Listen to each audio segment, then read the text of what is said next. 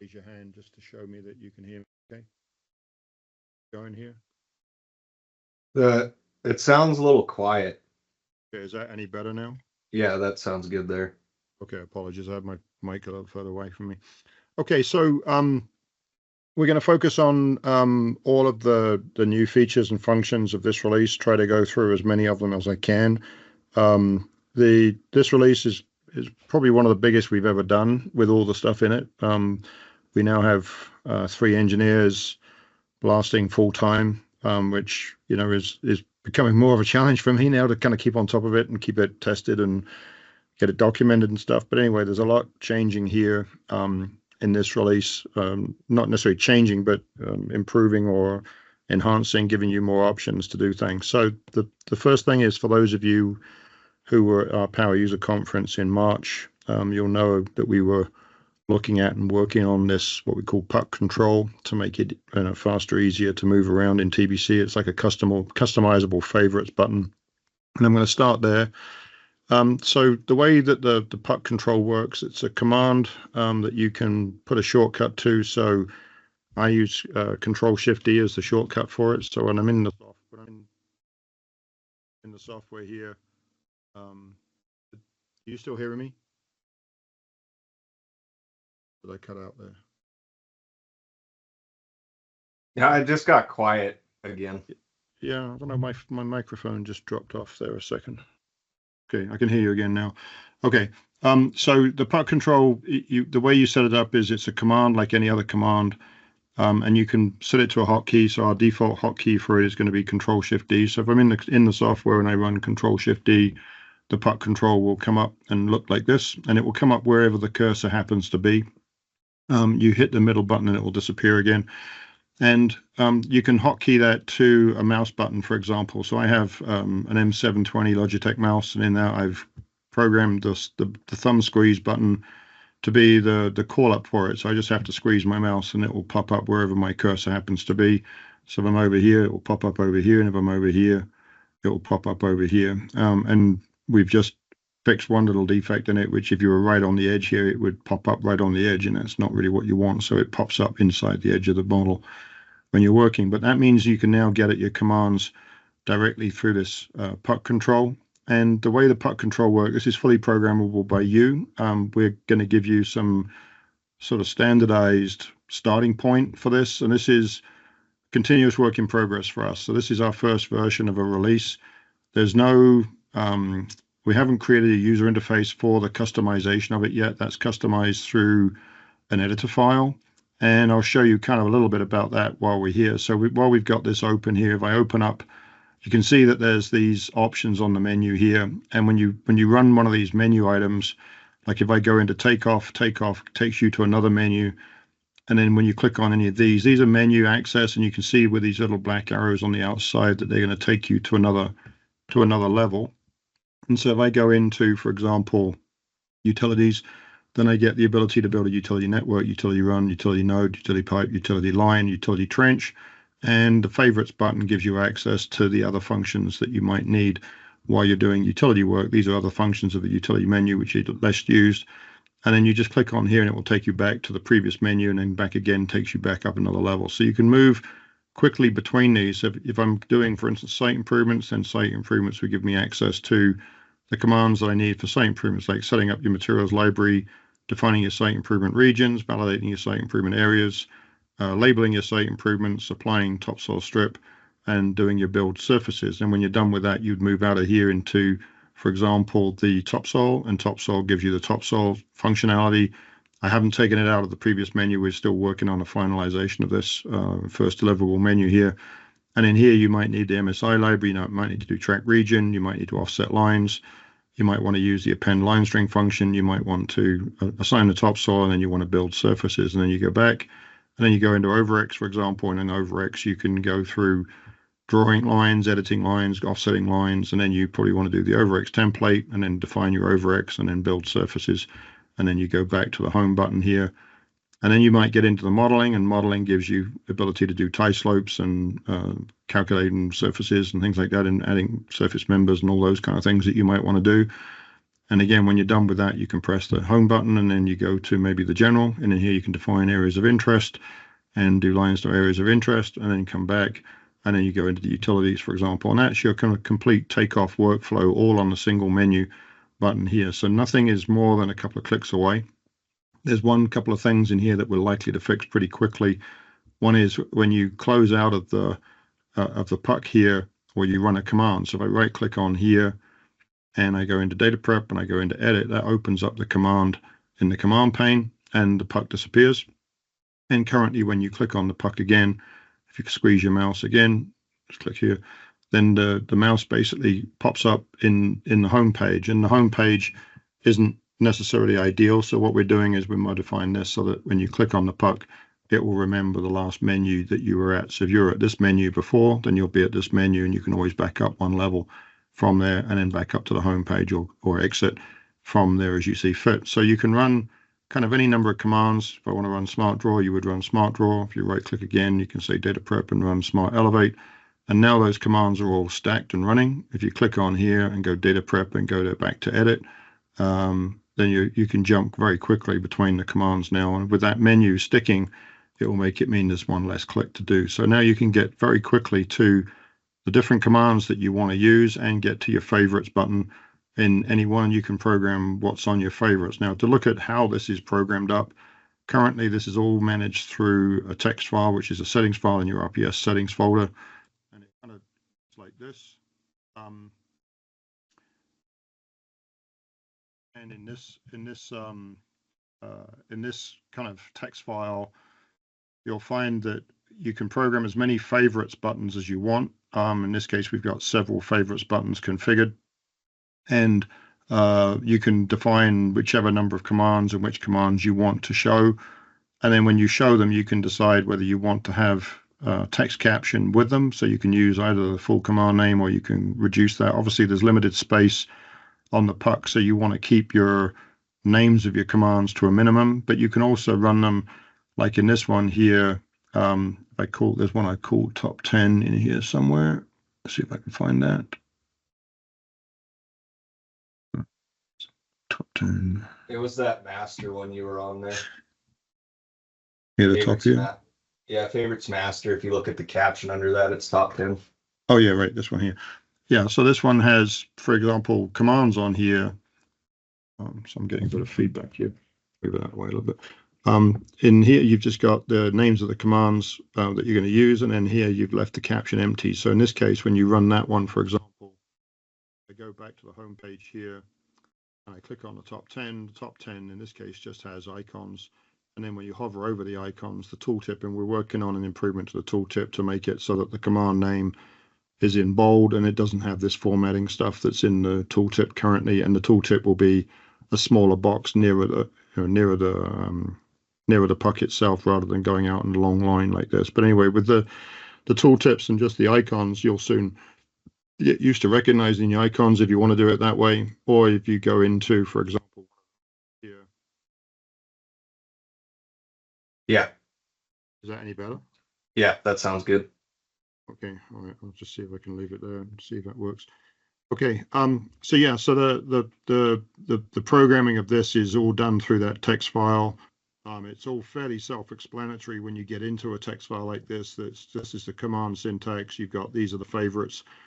I've just asked Win if he can add the ability to put comments into the file so that you can break it up into sections, and that way we can make it a bit more understandable for people that don't know it. I've gone through and we've renamed some of these names to make them more obvious for what they are. So by the time we actually ship this this week, hopefully there'll be a couple of tweaks to this, which will make it a little bit easier for people to come in and edit this and manage it. But we're hoping that what we give you from day one is actually something you can work with. But if you don't like it and you want to add your own menu options to this, you can substitute out the command names and put your own captions in, or you can add extra commands if you want to.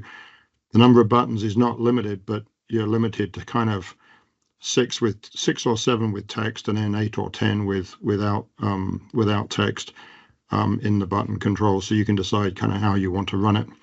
But that's kind of how the puck control works here, and it gives you extremely fast interaction with the software, and it means that you can pretty much use the menus just as a backup for things that you don't have on the puck control. Now, we're also looking at how do we add multiple puck controls with an ability to change the puck. So you can change it from, let's say, takeoff to modeling, or from modeling to surveying, or whatever you might want to do, so that you can program up different pucks for different types of workflows. Because, you know, with the size that you have got a natural limit on how many pie slices you have, and then how many commands you have, or how many submenus you have. So in this case, you can see sometimes when I click on a function like this, it just gives me access directly to commands, or maybe one menu option here, which gives me this.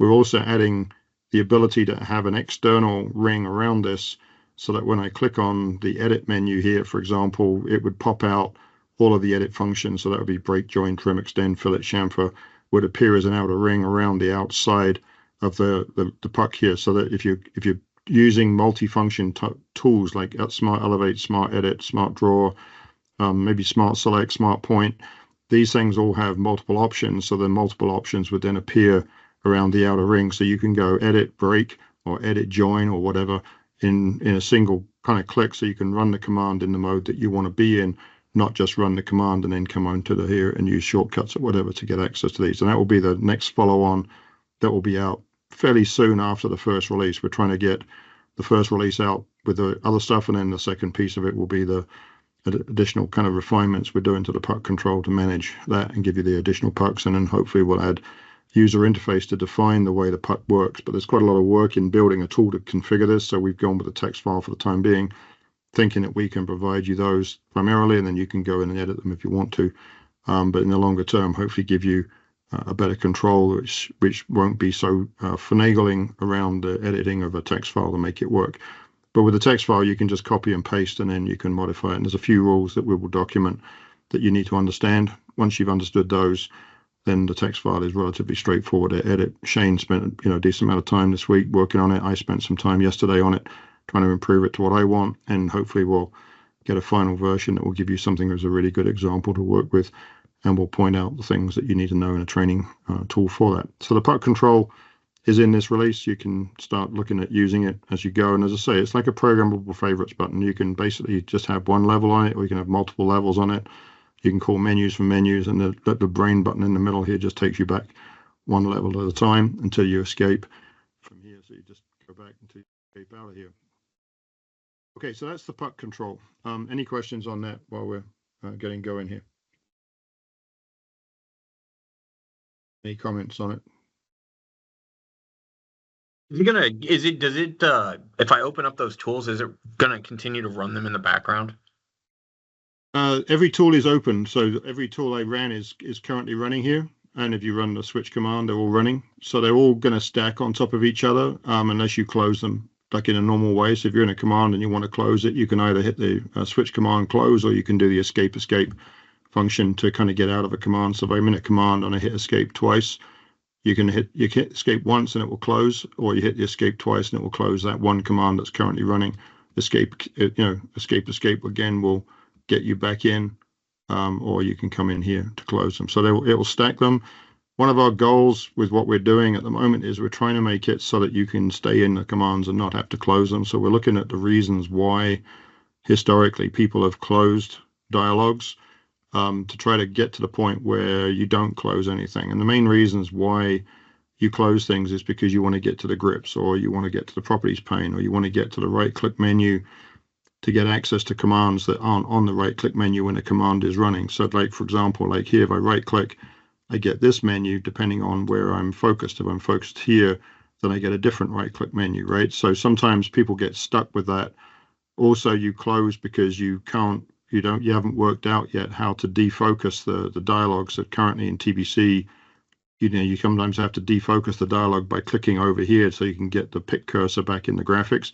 Because if I'm over here, it's not giving me the pick cursor because it's asking for it, so depending on where you are, you don't necessarily get the pick cursor to be able to look at the properties of something else other than the thing you're working on. So there are reasons why people close down dialogues of TBC. So we're trying to make it so that you don't need to do it. So one example would be, for example, if I close out of here a minute and I just run, let's say, Volumes Manager. In Volumes Manager, we're starting to stack the functions that you need along the bottom of the command, and this will be a standard control that will be in all of our functions. So at the very bottom of the command, this gets you to rock grips. So for example, if you're doing something in Volumes Manager and then you want to click on something to change a boundary or something like that, instead of having to close the command to get to the grips, to grip edit something and then come back into the command, you can just click on this and that will enable the rock grips while you're working in here. We did that in Smart Draw a while back, but we're now trying to make that more prevalent in here. So things that we think you might need to do, like get at the profile viewer, get at things like rock grips, we're trying to put them into the core tools so that they're in every dialog box so you can always get at those things. And that should minimize the need to ever close out a command. And one of the things I want to put in here is like a little touchpad, which will have the same effect as the defocus over here, right? So instead of having to move your mouse over to here to defocus, you can just click on the little touchpad icon and that would defocus it and put you back into the mode of selecting stuff and being able to review the properties and things like that. So by doing this kind of thing in our commands, we believe that you're going to be able to stay in the commands and never have to close anything, and you're going to stack them up as you go. And there's no reason why the core tools like Smart Edit, Smart Join, Smart Break, Smart Edit, all those things, Smart Elevate, can't be running at the same time. They're not really hogging any memory. And the beauty of having them running all the time is that when they're running, the ability to switch between the commands, like if I just run up any of these, like Smart Edit here, Smart Elevate, let's do CAD cleanup. Let's say I've got multiple commands running here. Then when I jump between commands through this, it's extremely quick. Or if I can come in here, I just squeeze my mouse, go to data prep and then edit, and it's instant once you got the commands up and running, right? So as you start work, you'll load the commands, and once they're running, then you can either close them all if you don't want them open anymore, or you can just toggle between them. And hopefully, as we add more functionality into here to stop you having to close a command to do something, then you're going to be able to stay in the commands or have them running continuously without ever having to leave any of the code, any of the commands. So does that answer your question? Does that answer your question? There is one command that I think it would be preferred to have close every time. Like which and one? That's geometric select. Why do you think that needs to be closed all the time? Because it analyzes the data every time, whether it's in the background or not. Okay, well, that's probably a defect on our side. I'll make a note of it. That shouldn't be the case, right? And again, I don't want anybody to have to close a command because of something like that. If it's certainly one of our commands, we can fix it. The only ones I can't obviously do anything about are the ones that come from Trimble. And if they get in the way, then there's not much I can do about it, right? At this point. Currently, we've limited our switch function here to just Rockpile commands. There's no real reason why we can't put other commands on this list. The only problem is obviously other commands don't have the switch command function, but with the puck control now, you don't need to worry about that quite so much, because if you're in here and you're in utilities and you want to run a TBC command, you just run the command and it's up and running, right? And then you run the puck control to move again back into whatever you want to do next, right? So it's pretty quick and easy to move between the commands. So I'm thinking that the smart switch functionality may not be really necessary. You can still, of course, use the escape key to close out of commands. And when you're in a command like this one, then you can pop up the smart switch in here if you want to, rather than using the puck control. But to be honest, when the puck control goes back to the last page used in here, you're not going to need to change it, because you're going to be doing this kind of work and then backing up, and then maybe backing up one more and going into data prep and going into point or whatever. And now you're really running the point manager command, right? So I think the puck control may need a little bit of refinement as we move into this next sort of wave. Once we get this out and get your feedback on it, we're going to find that the puck control will become the way you move between commands more often than not. And typically, if you set it up right, you're going to be able to get to any command within 2 quick clicks. And that's a lot quicker than kind of moving up here to the menu and running a command and then moving your mouse back over here to execute the command. One of the nice things I've seen about the puck already is that when you right click on the puck here, or I just click on my mouse and get the puck up, when I get to a command and run it, by the time it's running, I'm over here ready to go in the dialog, right? So you find that your mouse is kind of moving. As you move, you run the puck to pull up the command. And when you pull up the command, it's already running by the time you get your mouse over here. We think we've got a little bit of refinement to do, and we're working on kind of a UI enhancement for our next release that Mel Casio is working on. Some of you met Mel at Puck in the early part of the year. And he's working on a kind of a restructuring of our dialogues to make them a little cleaner and clearer as to, you know, where you're selecting options, where you're inputting settings, and when where you're executing the data. So he's working on refining and, you know, restructuring a lot of our tools, and our team is going to be working on restructuring the dialogue. It won't change the functionality specifically, but it will actually make the dialogues a lot clearer in terms of where to go in the dialogue to do something, right? So we're trying to make sure that there's a good path to that coming in the future. So that's the puck control and the work we're doing for dialogue improvement enhancement. So we're trying to continue to improve the sort of usability functions of the software. And I think with the puck control, you're going to use the menus less, which means you can collapse up the menus and get that real estate back. I think we're going to be able to reduce the menus significantly because all the functionality that's on this menu, this menu, this menu, this menu, and takeoff utilities, all of those functions are on the puck control. So we can probably, if you like the puck control, you can basically turn off a lot of these menus and then leave these other ones on. And when we add the ability to change pucks, then you'll be able to have maybe an advanced modeling puck, which would have some of the advanced modeling tools and maybe corridors and stuff like that on it. You might have a survey puck, which would have your point clouds and things on it. So if you can change pucks, then you can basically dial a lot of these menus back to the point where you might only use the menus as a backup to the pucks. In other words, there's always going to be commands that you can't fit on the puck in either the favorites or in the main 6 or 7 buttons that you're using on each level.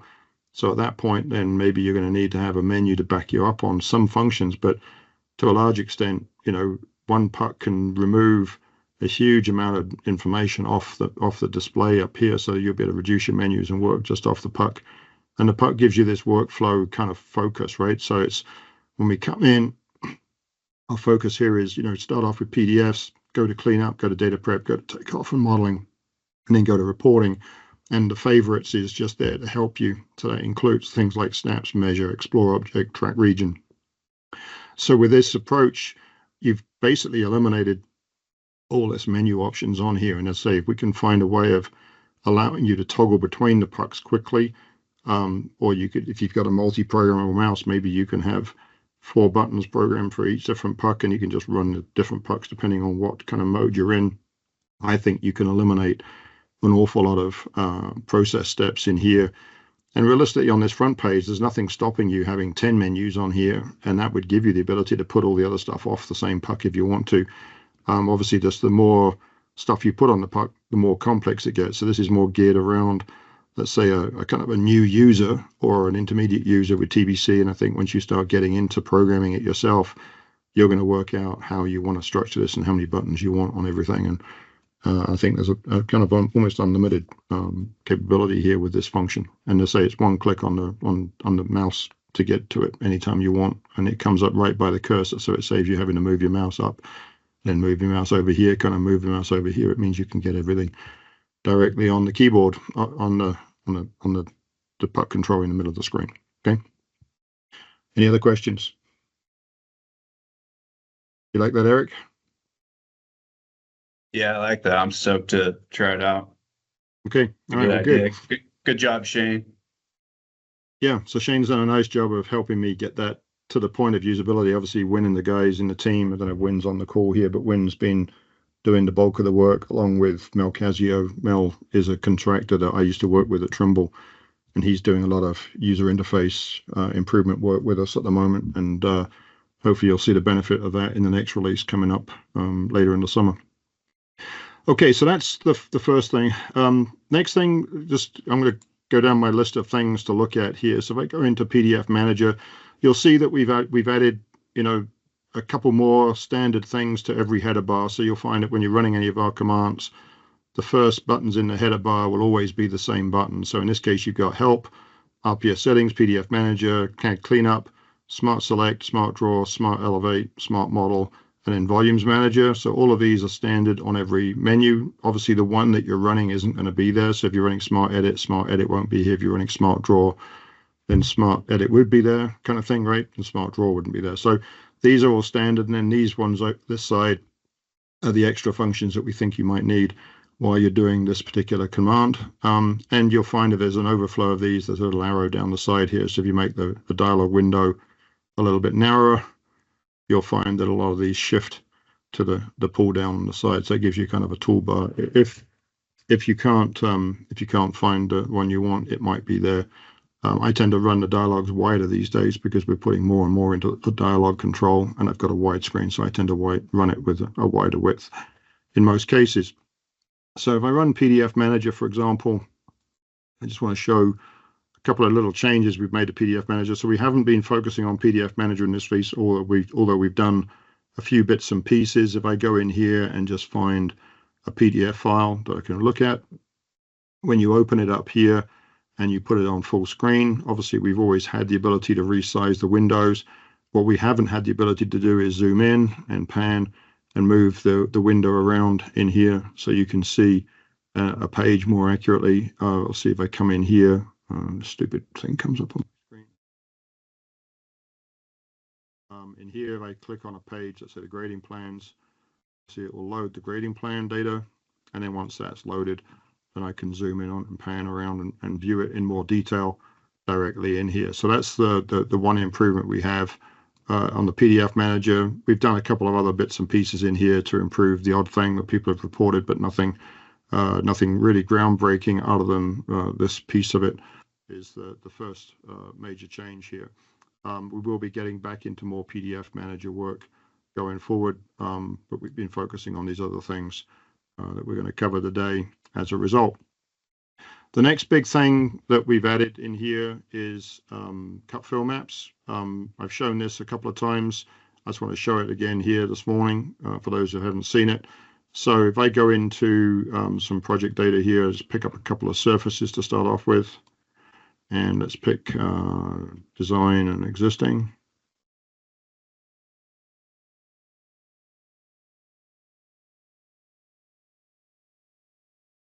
I'll just load the surfaces models. And now I've got the surface models open. If I'm in Smart Suite or I want to come into the modeling function in here, I would just go into take off a model, and then I can go to Smart Model. And in Smart Model, you now have the obviously we've got the tree view. I know Ruth, in one of the last sessions you were on, you commented about the potential conflicts between this and the View Filter Manager. We've done quite a lot of work on that. I think we've still got a bit of work to do on there. One of the biggest challenges, of course, if you have a locked filter like all, then turning things on and off in here isn't going to have any effect. We haven't trapped those to the point where we flag it as an issue. Like if I try to turn stuff off here, you can see this is flashing, but because this is an all filter and it's locked, this is having no effect, so nothing's going to change here. So just be aware. We still got a little bit of work to do on this, but we've improved it significantly. But if I'm in, obviously, my filter here, and I've got the surfaces showing up over here, if I turn off the surfaces here, you'll see that they get turned off in the view filter directly, and there's more consistency now between those than there was before. If we go into here and we want to build a cut fill map, we're just going to click on here. And now with the cut fill map, we can pick difference cut and fill map surface, and we can give it a name, and then we can say, give it a style. So I'm going to pick here, it's a normal difference model style, and it's going to go in the normal difference model group.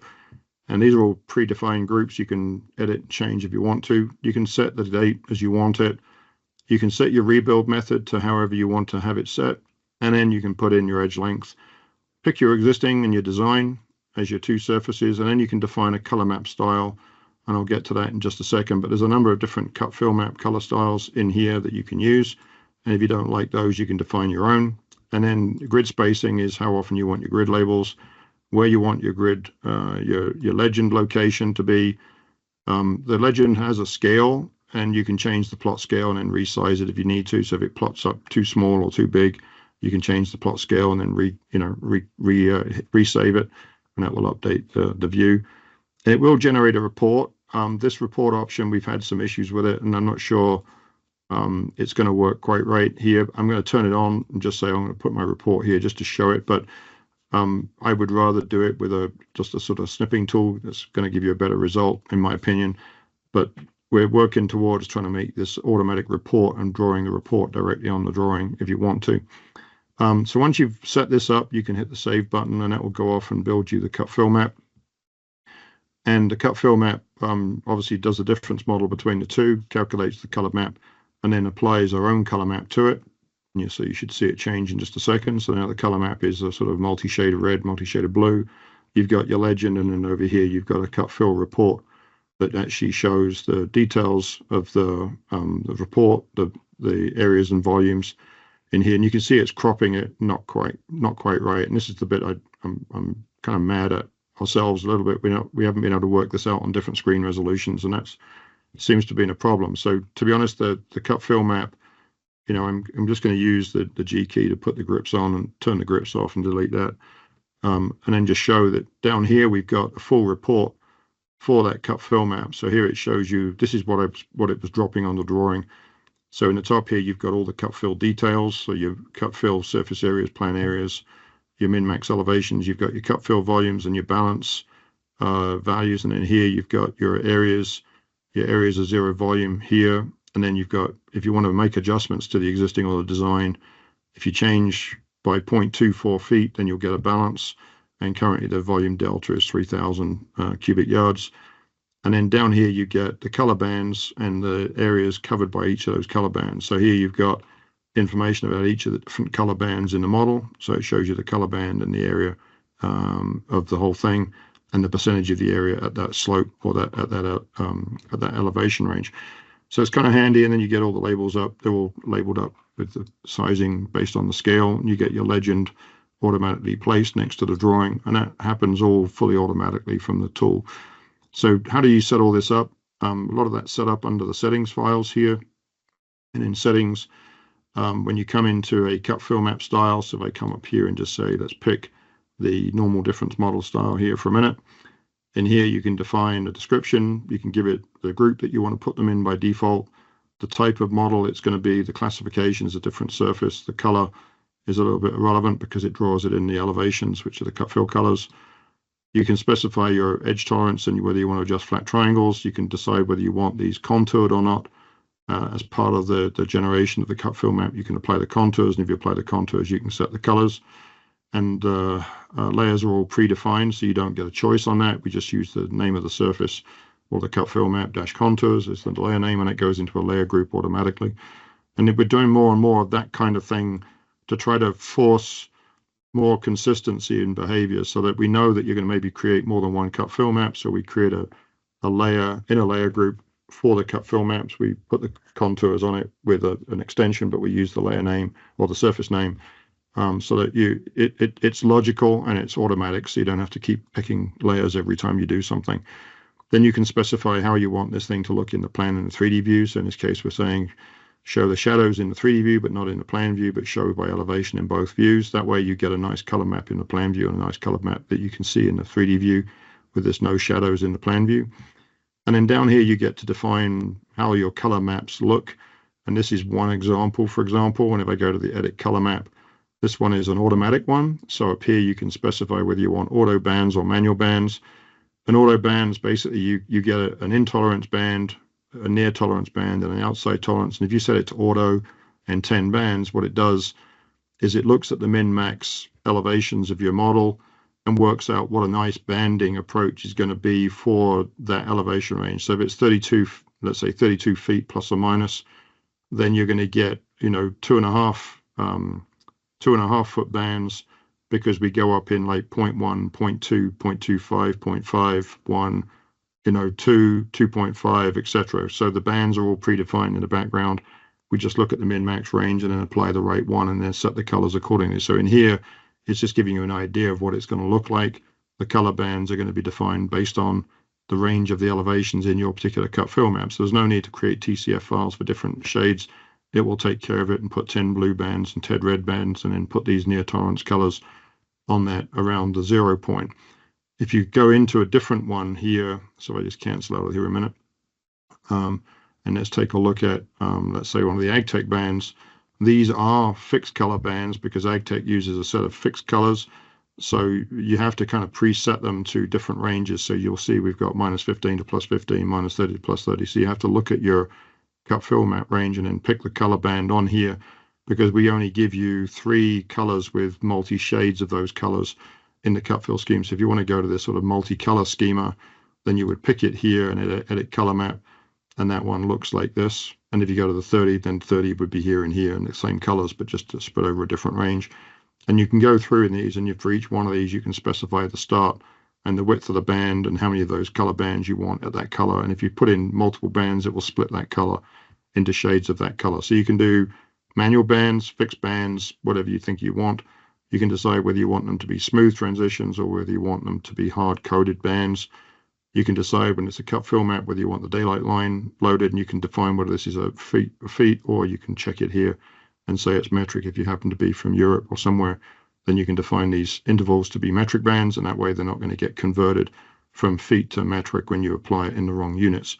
So we managed a lot of the color mapping stuff, and this is a quite nice editor to fix your color maps and produce good quality color map drawings at the end of it. So if I change, for instance, if I set this here and say, okay, if I go in here and just change the cut fill map to, let's say, the AgTech -15 to +15, and then hit the save button here, you'll see that the color map will update and the legend updates accordingly with that color banding. And then the colors of the text are also defined in there. So in this particular example, we color band the text, so it's red text is cut and blue text is fill, for example. So if I turn off the surfaces apart from the cut fill map, there's your cut fill map change. And if I change it to a different one here, let's say I go to the AgTech 2 -15 to +15 and hit save again, then now at that point it's now going to that color scheme, which is an AgTech color scheme. And you can see each time the color bands are mapping out as you see fit. And when you do that, the report gets regenerated. So now you've got more color bands in your report with the areas associated with that particular color band. So everything is kind of somewhat automated. If you want to then grab this kind of window of data and post it onto the drawing, you can just use your favorite snipping tool. So I use a thing which is on my F9 key. I can just grab a window around that. That will copy that to the clipboard, and then I can just use RPS paste. So let's go to Smart Suite and go to RPS paste. And then in RPS paste, you can see that is on the drawing here. You just call it CF report. And then you can say, I want to place it with 2 points. So I'm just going to say, place it in here somewhere. Let's say from here to here. And there's your report on the drawing as you see fit. And again, if you want to close out of here, you can go back into Smart Model and you're back where you left off. So within the Smart Model functions, we've now got, the ability to do as many cut fill maps as you want, whether you want them contoured or not, with your own personal color schemes.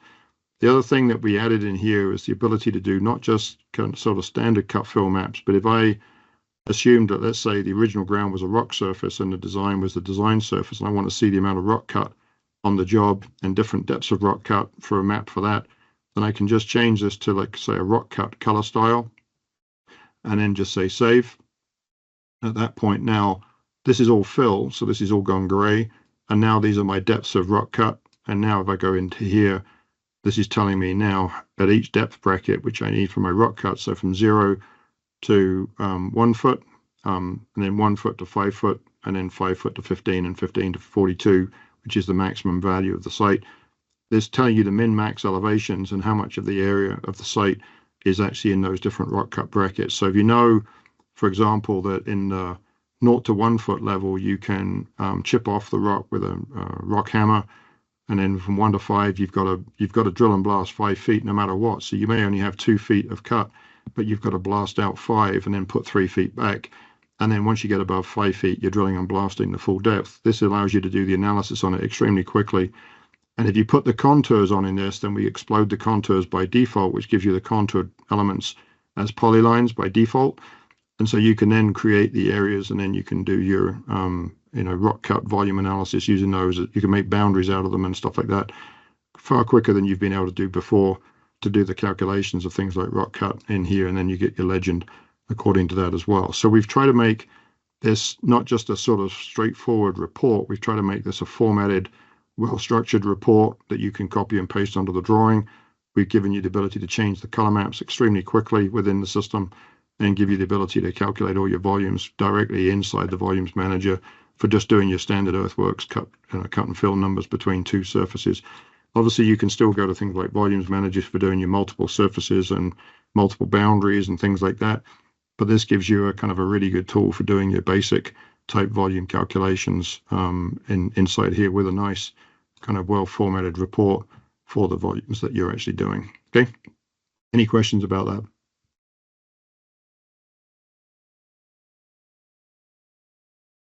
Any comments?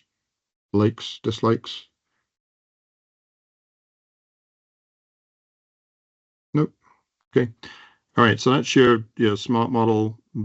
Biggest improvements, again, few small things, improvements along the way, but that's the bulk of it. A couple of things we've added in here is if you, for instance, turn off the grids here and you've got a map that you want to produce, you can minimize, your windows a little bit, maybe pin these back a little bit, give yourself a bit more real estate. And then once you've got the real estate that you want, if you want to capture this window, then on this one here, you can right click and you can say capture view to the clipboard. That will capture this at high quality, high resolution. And then you can just paste it onto a drawing sheet. So you just go to your Project Explorer, find your drawing sheet, open it up in the sheet view, and then just copy and then paste that directly onto there. So when I right click and do that here, I just copy that to the clipboard. Now it's just copying this view to the clipboard. Obviously a bigger screen, maybe slightly bigger text will give you less fuzzy text on your output. So you need to kind of set your text styles up according to what you're trying to achieve. But then when I go into RPS paste again, so I go back into here and RPS paste. When I go into RPS paste, if I hit refresh from the clipboard, now I've got my new image on here. I can then just say I want to place that on my drawing sheet. So we go to my Project Explorer here.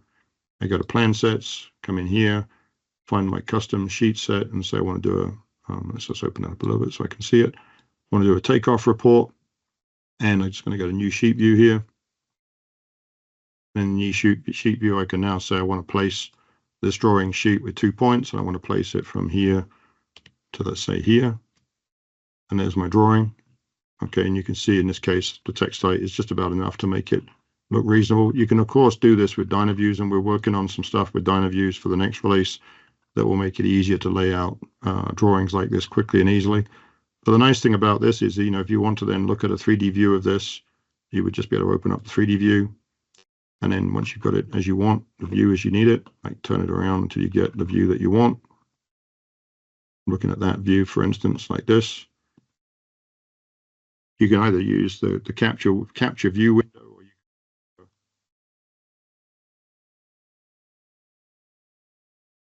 clipping tool.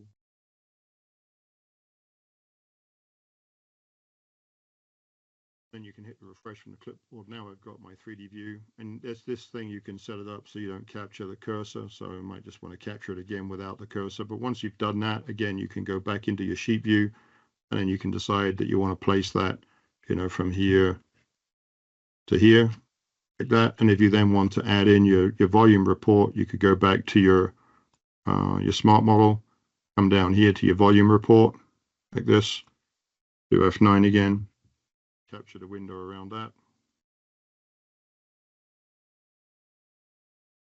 If you want the color bands, you just scroll it down a bit more.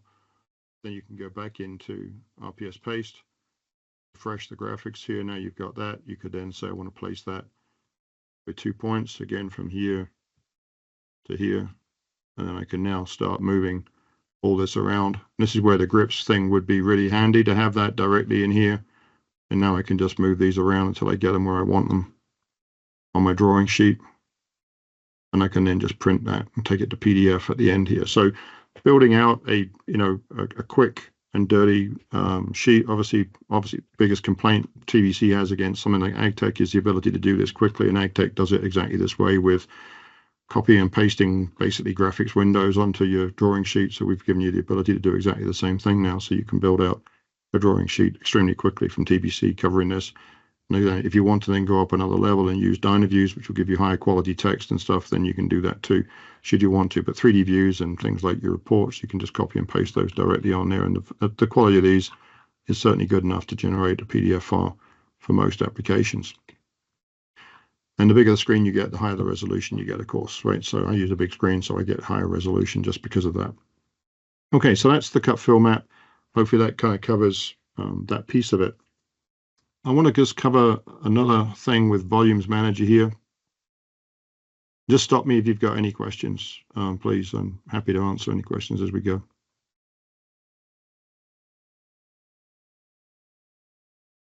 So this piece of work we've done for a company in Australia. They asked us if we could help them with some volume calculations on multiple surfaces that they're doing on some big lifts on I think it's a big earthen dam project. And they asked us if we could help them. I'm just going to pick a layer here. I'll pick a bunch of layers here and isolate that layer a minute.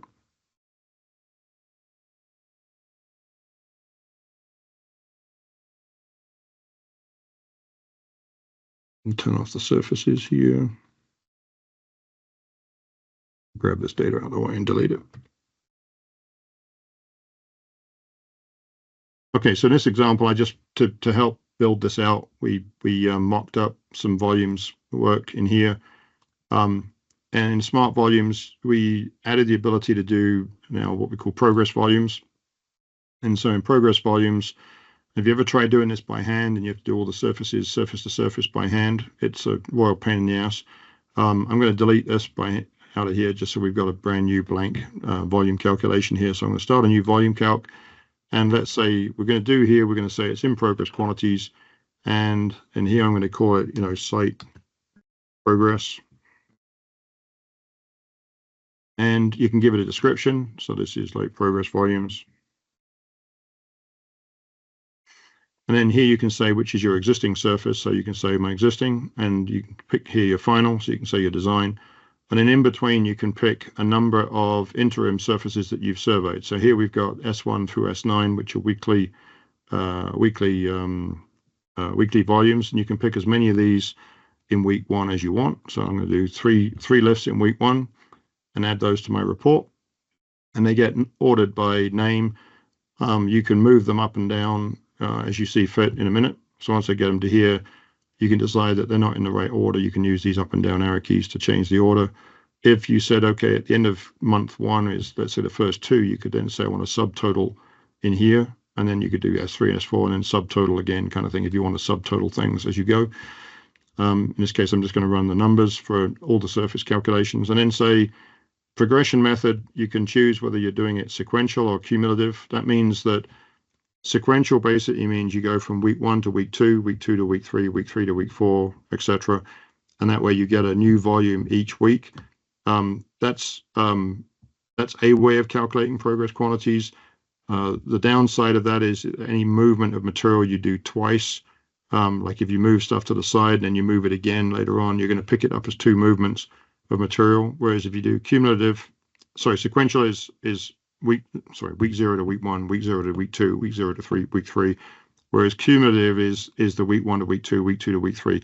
So cumulative will give you an increase in volume if you're moving materials twice on a site, whereas sequential is just purely the difference in volume between week 0 and week 1, week 0 and week 2, week 0 and week 3, etc. So you can choose which method you want to work. Sequential gives you less heartburn. Cumulative, you can look at it and go, well, shit, we've moved stuff to a stockpile and we moved it from the stockpile to the placement area. If you're doing that, you're moving material twice. The cumulative will say you've moved more material than you actually have. So just be aware of that.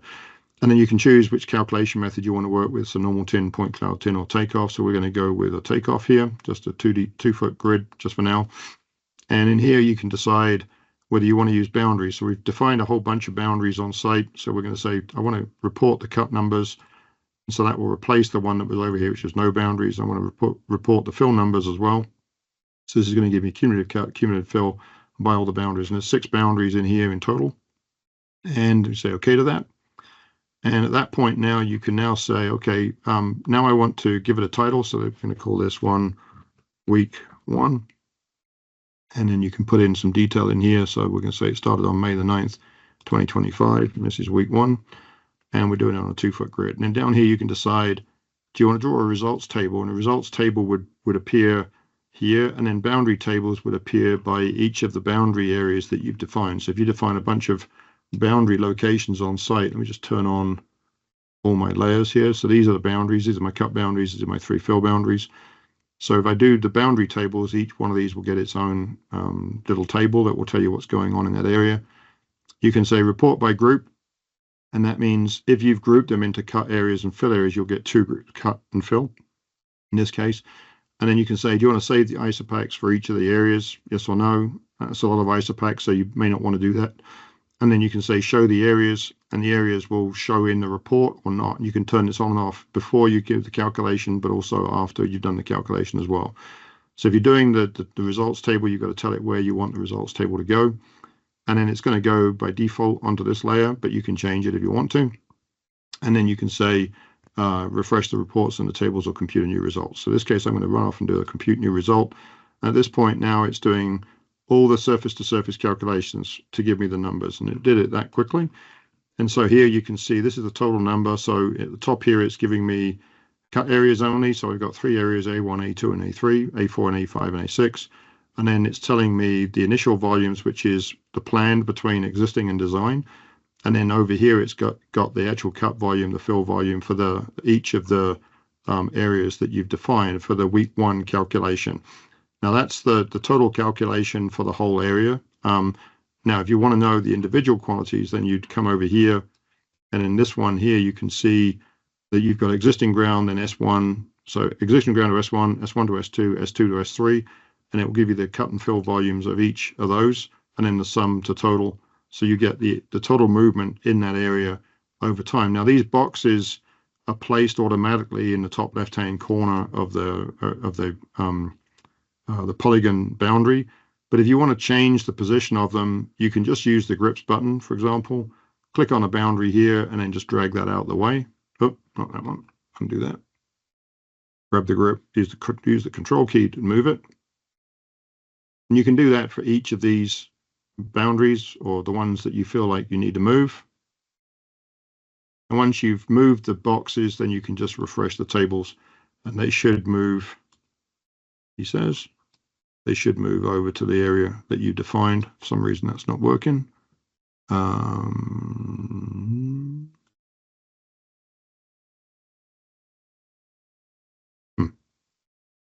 Okay, that looks like a defect today.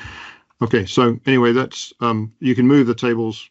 That should work, and then the text would just move into the boxes once you've refreshed the tables here. And then every time you refresh the quantities for another calculation, they would update in that new location. They wouldn't keep moving back to the top origin. So now if you come to week 2, then you can say, okay, well now I need to edit this, and I need to go into here and add more surfaces. So I want to add 4, 5, and 6 this week. Puts them into the sequence. Again, you say okay, and you can now move them up and down according to what you want. You're doing everything else the same, so you say okay. And at that point now, you can now say, I'm now going to do, let's say, week 2. And here you'd say lift volumes week 2, and then put in a new date. And you'd say still 2-foot grid. Everything else is still the same here. And then you just say compute new result. And by doing that, it goes off and now calculates all 6 surfaces to the existing and design, and then populates this. And then every time it's doing this, you're getting updated numbers. You can see now it's updated these numbers in these tables. It just didn't do it the first time when I moved the table. So as you move these around now, I've got 6 calculations here for that. And then if I go down here into this report area at the bottom of the screen, my screen's a little bit smaller than normal.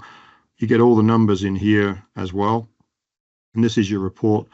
And now if you don't like having areas, you can just turn off the areas, and the areas should disappear from these numbers down here. So you can see there's no areas in here now. If I turn the areas back on again, they should just show up in this table. Wynn's been working on that overnight, so I haven't tested this morning, but here you can see I've got the areas now.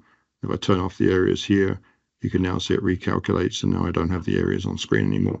So you can decide whether you want the areas in the report or not. And the report obviously looks best when it's got enough width to work with it. And these reports are all something you can generate directly from your results page. In here, you could say, show me the week 2 numbers. I want to export it to Excel. And if I just go to Excel, let's give it a name. And let's stick it on my desktop so I can find it. And then say save. Now doing it. And at that point now, that's the report that we're generating directly from here now. So it's all laid out, and you get the summary on the first page. You get your cut areas on the second page for each of the regions, so A1, A2, and if you scroll across, You see each of the cut regions, and then you've got your fill areas. And then this is your second group. So A4, A5, and A6 is in that region there. So a nicely formatted report. And the other thing we've added into Excel is we're now using an Excel template to load this. So you can edit your Excel template and put your company logos and company names and addresses in the print settings. And so when it loads, it uses an Excel template that you've defined, and then that can have your company logos and other information in the header bar of every page that you print. So every page, when you go to print, you can set up your, in here, you go into here, go to normal margins, custom margins here, you can go into header and footer and define your company logo and name and address in here, then save this as a template file so that when TBC runs, it uses that template file to generate the report. So every page that you print will have your company logo and your footer page numbers and stuff like that on there if you want them. So you've got more control over the formatting. And in that, you can also control the coloring of this. So if you want, blue or orange or red, whatever colors you want for your tables, you can define all that in your template so that when TBC creates it, it just populates with the settings that you've got in your template now. That gives you a bit more flexibility around how to build reports of high quality. And it's extremely fast to do this kind of calculation. So again, when you come around to week 3, you would just come back into the volumes manager. You would say, I want to edit this again. And now you would just say add more surfaces. So now I've got 7, 8, and 9, and then add those. Okay. At that point, say okay to that. And then here you would just say change this to week 3, and then put in your new date. And then say 2-foot grid again. Everything else is the same. And then you would just say,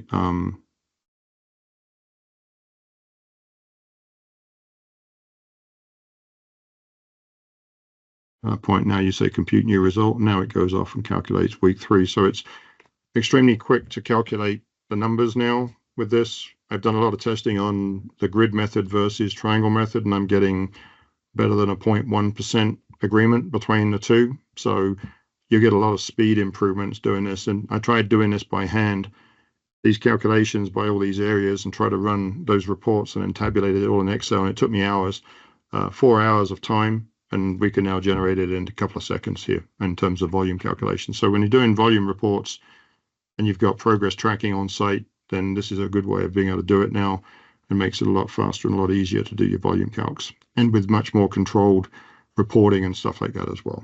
Any questions? Any of you do that kind of work? Some similar stuff. Okay, so this would apply to pretty much any calcs, and we're going to be doing the takeoff reporting volumetric stuff next in here. So in our next release, we'll have Volumes Manager with a lot of takeoff reporting volumetric calculations in here done Rockpile style, and we're building a database for takeoff so that when you run the volumes, if the surfaces haven't changed, you'll just be able to pull the data out of the database without having to recompute everything and stuff like that. So we're taking care of a lot of stuff at the moment. In the next 3 months, we'll be doing a lot of takeoff stuff, and hopefully by end of the summer here, before Dimensions, we'll have a lot of new stuff around volume calculations and stuff like that. So that's Volumes Manager. In that sense, we also did some other changes. One request we get quite a bit is to generate volumes within grid cells across the site or within boundaries across the site. You might have many MOT areas and you want to see the cut fill volumes in each of the MOT areas, or you might have just give me a volume on a 100-foot grid across the site and show me the volumes in each grid cell. So I'm just going to bring in these same 2 surfaces again just to show this. This could be done in addition to the one I just showed you, but I'm just going to do it clean on here just so you can understand what's going on. If I go into the reporting menu, we've updated the grid volumes by boundaries command. And in here, we can say existing and design like we've always been able to do. We can say we want to work with an orthogonal grid or an alignment grid. So if we've got a road alignment, we can break it down into road boundaries. And then we can say we want to use boundary lines or we want to create boundary cells. And then we can define the boundary cell size like every 100 feet. And then we can say the grid orientation is east, west, north, south. That's fine. And what grid size do we want to use for the calculations? This is 2-foot grid within a 100-foot grid cell. So it's going to give you a volume on every grid cell across the site. If you want to report the areas or not, like we did on the previous one, and whether you want to save the grid cells and save the computed grids, then you can give them a file name. So I'm just going to up here. Call it GVB for grid volume boundaries. It's going to tell me it already exists, so I say yes to that. And then you say, I want to do my volume labels, and in here you can define the plot scale, and then you can define the text style that you want to use for those grid volume labels. And you can tell it you want them oriented perpendicular or parallel. So parallel means parallel with the east-west axis. And then you can say grid create 3D points. This was a request we got a couple of weeks ago from Wayne Welshons. I'm not sure if he's on the call this morning, but Wayne is with Lancaster Development, and he's working on a big project right now where they're doing, they had a lot of contamination in one area of the project, but they've identified now that they've got contamination everywhere. So they gridded the whole site, and they wanted to find the low point in every grid cell so that they could take a drilling rig out and drill to that depth and work out what the contamination is likely to be at that particular location they sampled, and do one sample location at least per grid cell. So they wanted to know what the low point was so they could give a point to the grid, the drill operator to drill down to that depth at every location. So we added that functionality into here to solve it, because we had this command open and it seems to fit pretty well with this grid volume calculation. And while we know the volumes and areas and elevations, we can report this dead easily at the end. So we hit the apply button here, and what that does is it builds you, the grid volume report as an output. It also generates cells across the site. So here we get the grid cells and the volumes per cell. So here it's telling us the cut volume, the fill volume, the balance, and the depth. I didn't report areas in this case. And when I look at the grid map itself, it reports the grid balances in every cell. So this is using a cell method. If I drew boundaries, I would use boundary lines like MOT areas, and then you'd get the same thing in the middle of every boundary cell. You would get the text that shows you the cut and fill balance for those grid boundary areas based on the two surfaces you selected. So that's kind of a useful tool for gridding up a site. Then you can start looking at where my centers of mass. And if you change the cut fill map to show the color banding, then you'd be able to see instantly where your deepest cuts and deepest fills are. If you labeled the cuts and fills, then you would have that as well, and have those on different layers so that they automatically generate. And again, in this one, we've been assigning layers by default so that these layers get created. You can the layers for the reports, they automatically happen. So in here, you can see it's going on to a volume existing ground. So we name the layers now for that. Sorry, I'll make that a bit wider. Put that back over there. You can see that we're picking up it's a volume in between existing and design, and it goes into this layer group automatically. So we're creating the layer group, creating the layers automatically. You never have to answer them here, and then they're already organized over here in your tree view over here, site volume data, and each volume you calculate is in here, so you can turn those on and off easily. And these points are the points that Wayne asked us to create. And here you've got the elevation of each point on the cell around the site. So you've got everything you need for the calculations here to do what you need. And hopefully that gives you a kind of another tool that you can use. So that's grid volumes by boundaries. Any questions on that?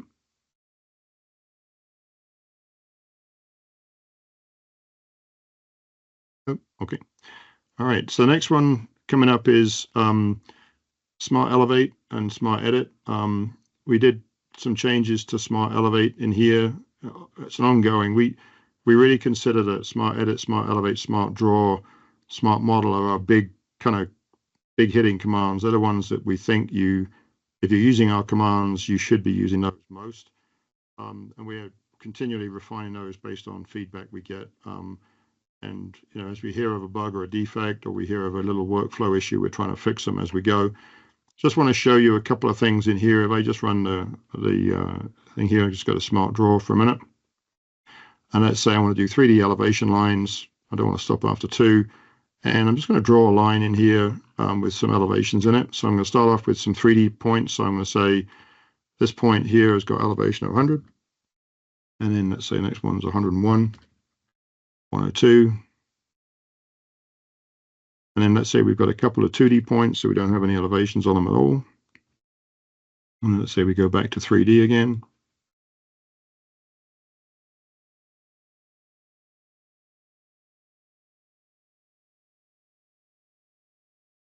And then if we then go into Smart Elevate, and in Smart Elevate we can add some additional nodes using the spot command, for example. So I'm going to go in here and just say on this line string, I want to add some spot elevations in here.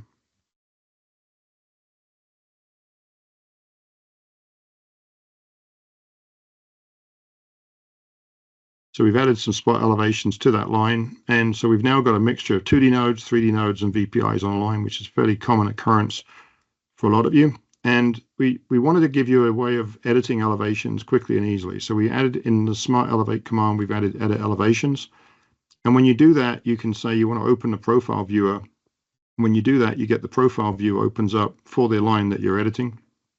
And at that point, we've also highlighted the same nodes in both the plan and the 3D, the plan and the profile view, so that you can see when you select a node where it is in the profile view, or when you select it in the profile view where it is in the plan view. It works off the active view. So currently this is the plan view, it's active. So if I'm right now, it's asking me to select a node, it's asking me to select it in the active view. If I want to change and pick it in this view, then I would just click here, and then I could go in here and pick a node here, and it will highlight it here and here.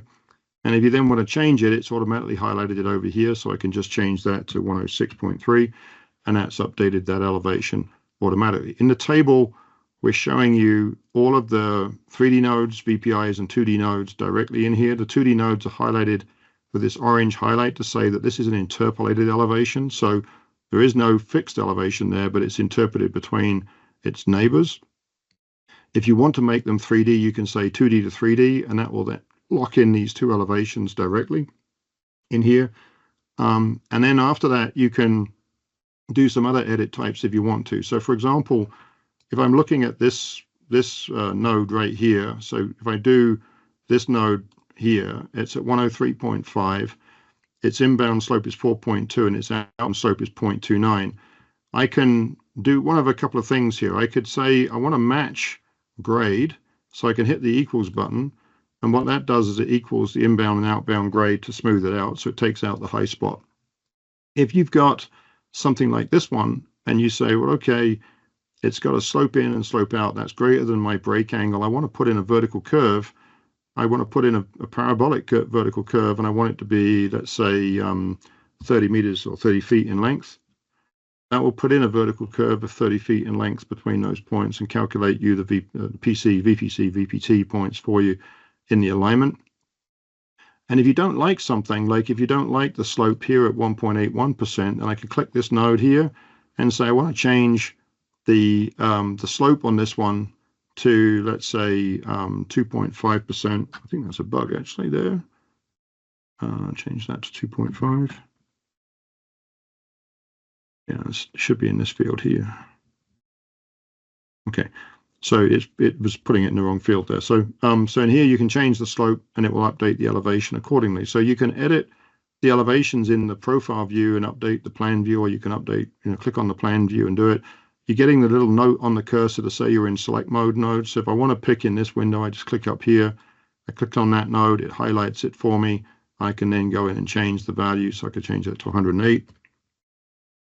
And now I've got a spike in there, for example. And if I want to click on it again, I can select it again, and it just change its elevation. So you got to be careful, a little careful, because TBC, when you move between the windows here, if I'm in select mode, when I'm clicking in here, you see it says it's in select mode down here. You click on here, and if you click on it, TBC picks the first point on the line because the active view is the plan view. But you can see it also changes the view on you without noticing. So TBC is kind of a little tricky to deal with. I tend to kind of work with it and say, okay, if I want to do something before I actually pick my node, I just check that my active window is here, because when you move between windows and you click, as soon as I click in this window, it makes that the active window, right? So just be aware of that as you go. But once you get good at this, you'll understand how that works, and it won't be an issue. But the first couple of times you do it, just be a little careful that you're not editing the 0 point here by mistake because you clicked in the wrong view. So just check on your active view windows when you're working on this.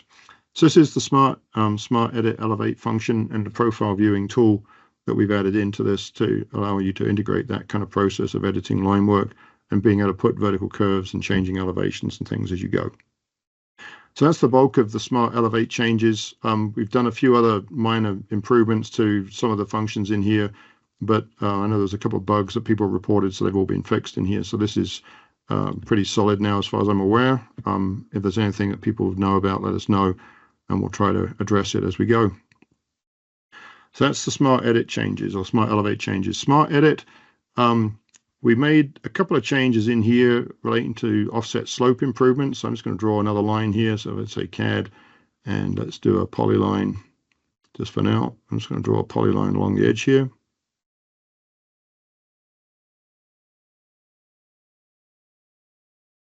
And if we go to Smart Edit,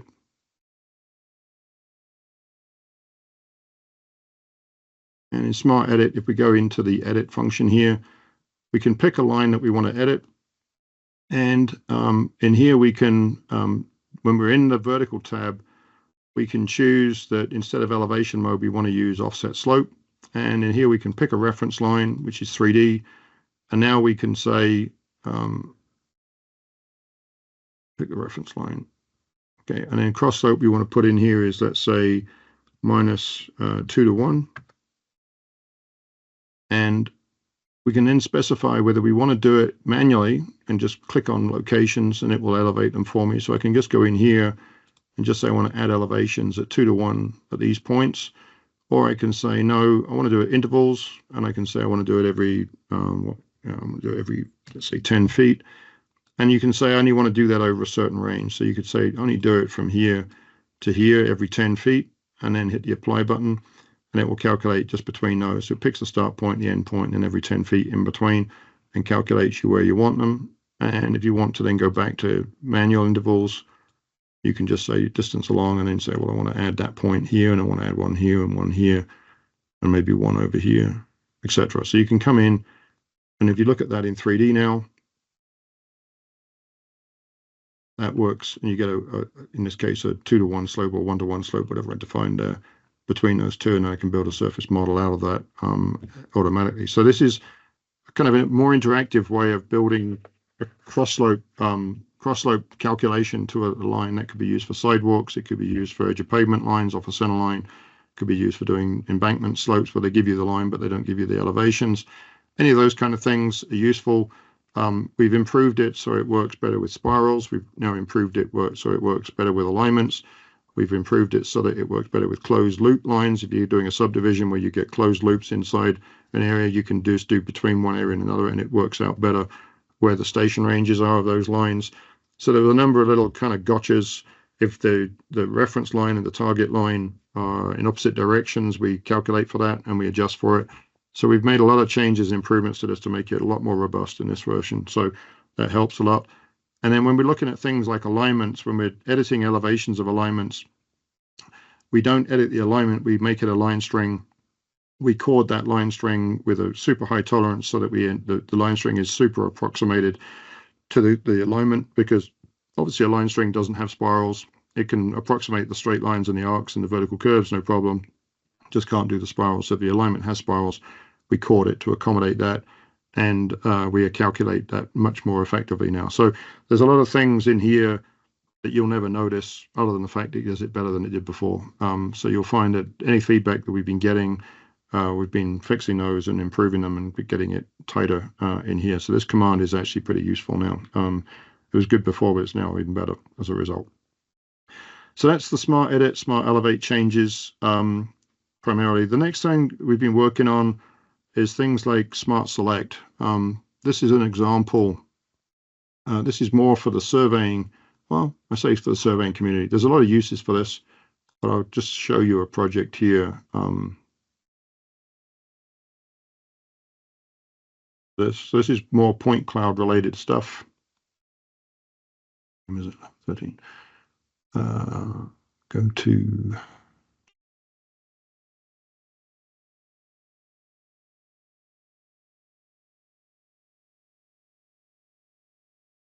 one of the things that we get asked a lot is people are now using mobile scanners more, or they're using terrestrial scanners, or they're using aerial photogrammetry or LiDAR. And you get a point cloud of a road surface, for example, and one of the things you want to do is create line work that follows the road. So in this case, I've got a LiDAR survey, this point cloud in the background. I just need to change my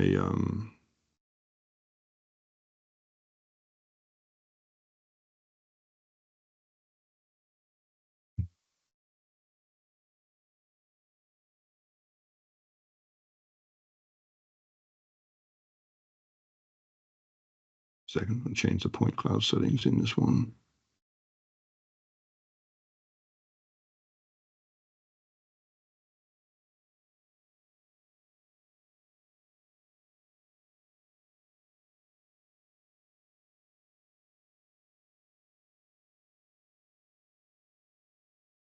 So in this case, now we'll pick the point cloud. You can see the point cloud region in the background. You can see it's called all data here, and that goes up just up to this point where I've kind of cut it out here, just so I've got an example data set I can use. So if you come in with a point cloud and you can see things like the white lines, then you can use things like the feature extraction to calculate the white lines, or you can just trace in 2D line work. I like the tracing in because then I can match up the points where, for instance, this line here matches up with this line over here. So I can get it right in 2D to get all my line work as I want it. I can put curves and things into it to get it kind of to be what I want. And then this line work is all currently 2D line work. So you can see everything is 2D. And when you're calculating these into 3D, obviously the road surface is kind of got a degree of noise in it, depending on the survey and depending on how you calculate and want to filter the data. So we decided we want to build some sort of smarter tools for building out 3D onto 2D line work. So using kind of a smart filter technique to do that. And we've done that in the smart select function. So I won't do the whole process here. I'll just pick a couple of lines and show you the process here so you get a feel for it. So I'm in Smart Suite and I run Smart Select. We've added quite a few functions into Smart Select for point cloud work. So we pick point clouds, pick Smart Select, and then here we can choose, we want to filter by path or line, and we can pick the source region. So I'm going to pick all data, and you can say I want to extract the data or not. So if you want to pull the data along these lines out into a different point cloud region, you can select here and then pick the region you want to put it into. I'm not going to do that because it's just a pain in the ass to take it out and then put it back again. So, but you might have reasons to do that. And then here you can define your primary sampling interval. So how often down this line do you want to create points? So we create points at the start, the end, and every node automatically, and then you define the interval on top of that. Now, the problem when you define intervals is that, sooner or later, that interval point is going to fall in a pothole, or it's going to land on a bit of rubber tire that's left on the road that you haven't cleaned out before you surveyed it. And so inevitably, you're going to get little spike points or little hole points in the model as a result of doing this. And so we're trying to get you a really good quality 3D line that really represents, let's say, the pavement surface, either the highest part of the surface, the lowest part of the surface, or the average or the median are the options you have. And these are the filters you have down here. And in here, you can say, oh, I want to primarily filter on a 5-foot basis. I'm going to go to 10 feet for the benefit of speed here. And I'm going to go sample radius. So I want to sample a small core of data around every point that I measure. So in this case, actually, the all data is not what I want to use. I want to use, just open this up a minute. I want to use, let's use this one. That might, no.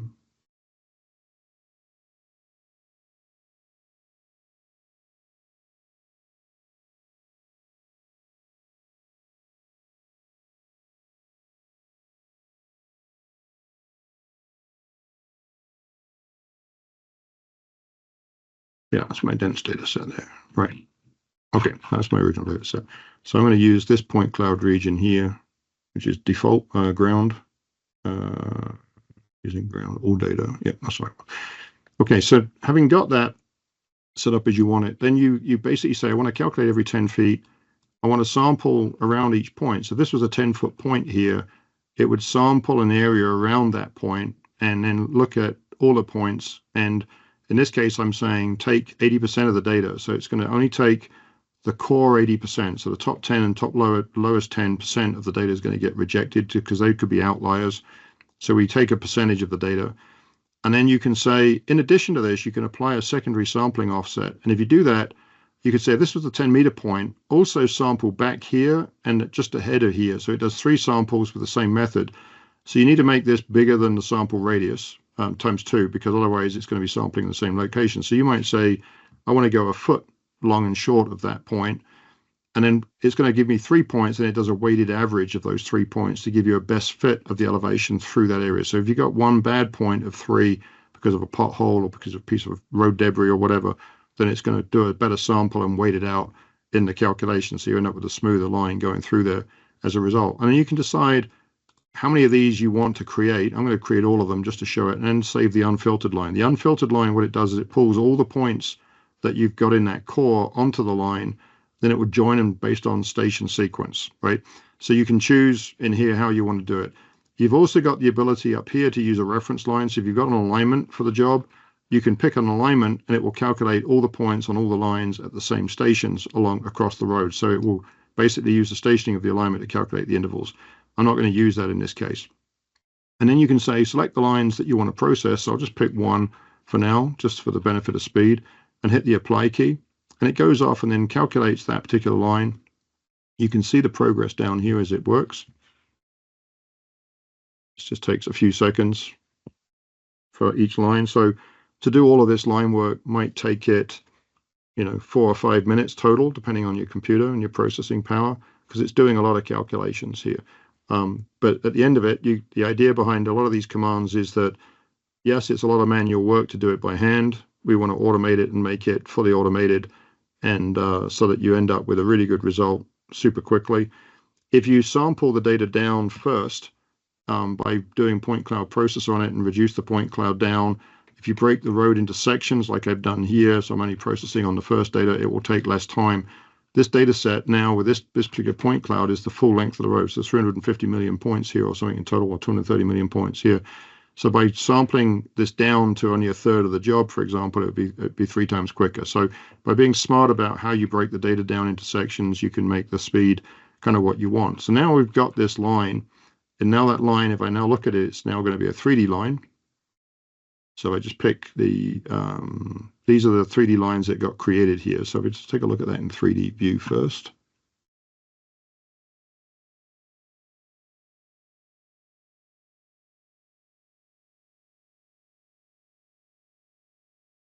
So you can see that's the path of the line that it created through the point cloud. If I close out of here a minute, and I go to the profile viewer for that, you'll see that that's the final grade of the road based off that profile calculation. And you can see it's a nice smooth line, but if I look at the noise line, which is the unfiltered line, in addition to that, so if I pick unfiltered here, and then right click on this and hold the shift key down and do profile viewer, you can see the unfiltered line is all the data that I used.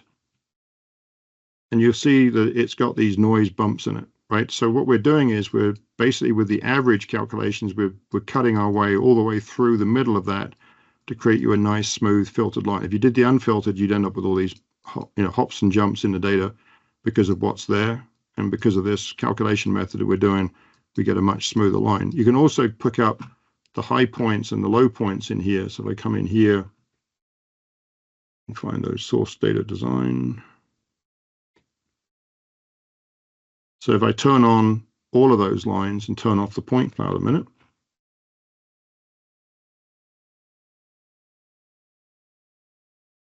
I look at that in 3D. You can see that if I zoom right in here, and I turn on all these lines here, yeah, you can see there's the high line. That's the high line. This is the low line. This is the average. This is the median, and this is the noise line here. So you can see that we've extracted all 4 lines for the full length of the job. So you can always do a comparison between these to check what it's doing, and then edit them using the line string vertical editor, should you want to do that to make it smoother. And then once you've got the chorded line as you want it, you could then run the optimizer on that to generate a more smooth curvilinear line at the highest elevation of the line. And this will allow you to process, many lines against a point cloud in a kind of fully automated way. It might take it a little while depending on the settings that you're using, and it generates a lot of data, but then you can run the filtering tools down to remove vertices. So if the slopes are all the same and constant within a grade break tolerance that you specify, you can strip out a lot of these nodes as you see fit.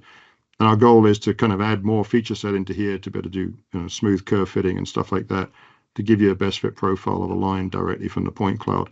And we've been getting a lot of requests for tools like this that actually do a better job of creating filtered 3D line work that's truly usable from the get-go for doing bridges, beams, girders, pavement surfaces. But we also get some other requests for things like vertical structures. So we've also done a bit of work with things like vertical structures. Hey, Alan, can I ask you a question real quick?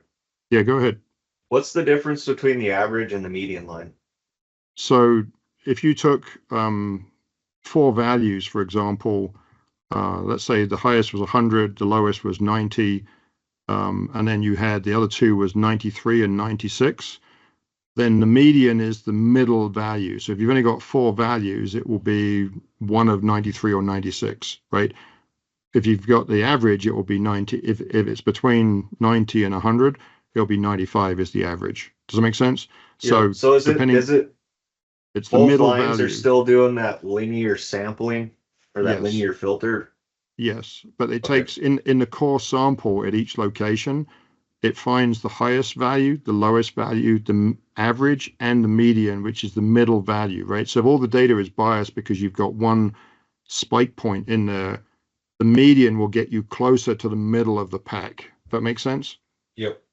Whereas the average will be the average, which will take into account that one high point, but it'll be weighted down because all the other points are lower. That makes sense? So Yep. average and median is kind of almost the same thing, but not quite.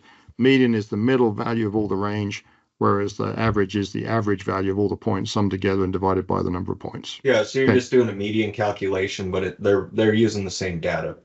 They're using exactly the same core sample at each location. That's why you can check all 5 lines, because it doesn't cost you much, because we have to calculate the highest, lowest, mean, and average anyway. So it's just a matter of whether we write an extra line into the file or not. So while you end up with more data and of course more nodes in the lines, which is eventually going to slow you down graphically, if you did a lot of lines, it's not costing you much in the way of analysis time to get the highest, lowest, average, and mean. So you can just do a check on what it did to make sure you're getting what you want. Okay. Certainly, I would recommend the unfiltered line and the average is the normal, right? But, talking to like Wayne up at Lancaster's when I was up there in early part of the year, they said there are times when you want to take the highest. There are times when you want to take the lowest. There are times when you want the average. So we give you all the options so you can choose which one you want out of all that data. And each process, you can choose which ones you need. And of course, once you've built the lines, you can build a model from that and then work from there. Okay. So hopefully Gotcha. that gives you the answers that you need around that. Okay. So the next one was, this is an example of a data set from Europe.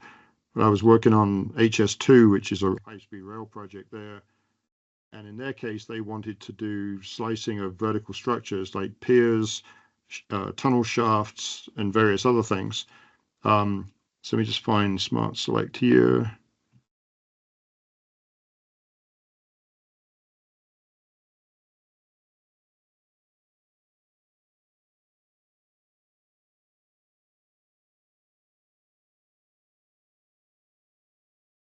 Meters project, this one. So let me start a new meters project.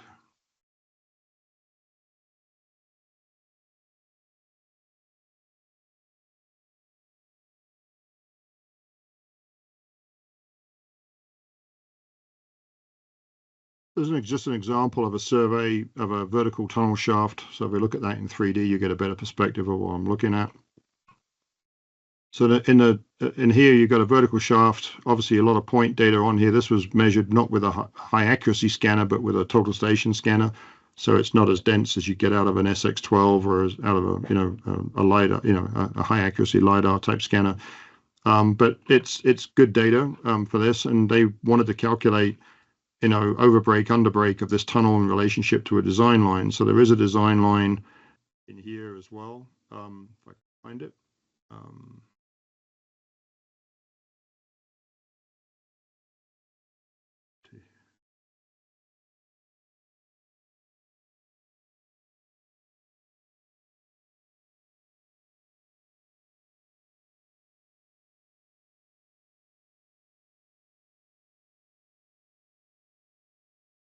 So in some cases, you'll be given a design line that you want to work off. So this is the design circle of the tunnel, and they want to know basically, which points or at what elevations they've got spikes that are inside the actual tunnel design envelope. And there's lots of ways of doing that. We did this with Face Analyzer for them at the time. but something I've wanted to be able to do for a long time is to be able to slice through vertical structures like bridge piers, building, rooms, building facades, and be able to generate automatic kind of linear features that run around the structure or go along the face of the structure that gives you the comparison between the design and the actual. So in this case, we added in Smart Select, we added the ability to go into point clouds again, Smart Select in here, and then in here we'd say select by elevation, and we can pick the source region. So we're going to pick the default region, which is this one. And in here, then you can specify whether you want to calculate at a single elevation or whether you want to do intervals. So if you do intervals, you could say I want to do intervals starting at like 96 and ending at 101. Oh, sorry, top offset and bottom offset. I'll come back to that in a minute. So elevation interval, sorry, should be one. This is a meter job, so I'm going to go 0.5, and we're going to go top offset. And this allows you to specify a thickness of the band that it's going to analyze. So in the same way we analyze the profile with a core around the point, in this case, obviously your analysis is in a horizontal plane, but you want to find points either side of that plane and pull them down onto the plane. So the top offset, I'm going to type in here like 0.0, I'll do 0.02, and bottom offset of 0. This is in centimeters, so 0.005, and let's say bottom offset of 0.005. That should be a minus. Those can both be above or below the line if you want to. Then you want to start at, let's say, 96.5 and end at 101. And in here, then you can specify, again, the filters, like how often you want to calculate around the line here. So I could say use a reference line, and I want to use this design line as my reference, and I want to do the whole length of it. And then along here, you can specify what interval you want to calculate along here. So I'm going to go every 0.1 of a meter, and I want to sample radius around each point I analyze. So I'm going to go with 2.5 centimeters for each point. You maybe want to dial that back, 0.05 or something like that, 0.005 again. And then you can decide whether you want to pick the outermost line, the innermost line, the highest, the low, the mean, and then the unfiltered line as well. And then here you can decide how you want to select the data. I'm just going to pick it by circle and just say from here out to here. And at that point, now it's going off and calculating. It's just computed all those lines for me. And if I now turn off the point cloud here, you can see it's sliced it up, cut it in. Down at the bottom here, you'll see that you get the odd line that cuts across. This is a smooth line, and that's happening because the point cloud isn't complete in this area at that elevation. So if I turn on the scan, you'll see there's point cloud data missing in that scan along here. And as a result, it's kind of curving around to the other side. So the smooth lines are just there as a smoothing kind of function. Again, we put them in this 3D lines group. So if I turn off the smooth line, they'll disappear. This one is cutting across that corner because, again, there's no data down there at that elevation. So it cuts across the corner in that particular case. So that one there might not be much use. So you want to turn that one off or delete it, or maybe you break it here and here and leave the bit that you do have, but there's a bit missing over here as well. But all the other lines, if you turn off all the lines and just turn on the ones you want to look at, and turn off the point clouds again. So now you can see these are the in this case the average line of the data. And if I look at the innermost and the outermost lines, you'll see that they vary depending on which ones you're looking at. And if the thicker you make the sample, obviously the more data you're sampling, the more noise you're going to get. The smaller you make this thickness, the more accurate these lines become, and the better representation you're going to get. Of course, you'll get the odd area where there's no point cloud data, but in terms of what you're looking at here, you get a good handle on all of the data, and you can look at those in plan view and see where the lines are not matching up. You could delete these segments out of here to clean this up and leave the bits out that make sense to you, but the rest of the lines in the core area of this is now giving you a good representation of that. And you can do comparisons between this line and the design line, and that will give you the areas of overbreak and underbreak and stuff like that for that kind of structure. So this is a way of being able to slice up a model in horizontal planes. The only one we haven't done yet is vertical planes through a front face of a building, and we're planning to add that as another filter in here so we can define vertical lines through rock faces and through buildings and be able to build you the profile lines. And our goal from that is that once we've built the profile lines for things like rock faces, we want to be able to then do end section areas between those without having to build a surface model at all, so we can do volume calculations from rock face and stuff like that. So we're working on more and more tools to slice and dice and analyze point cloud data and turn it into something that's a meaningful deliverable. You could then turn this into plot sheets and stuff and plot the different elevations at different scales to show people the deviations from the standard and the design or whatever it is you happen to be working with. So again, point cloud stuff, we're doing a lot of work around this. Another one we've done is to remove, let me just do one more thing here. Let's close this project. I just want to see if I've got it saved. Show the last piece here. Let's talk to it.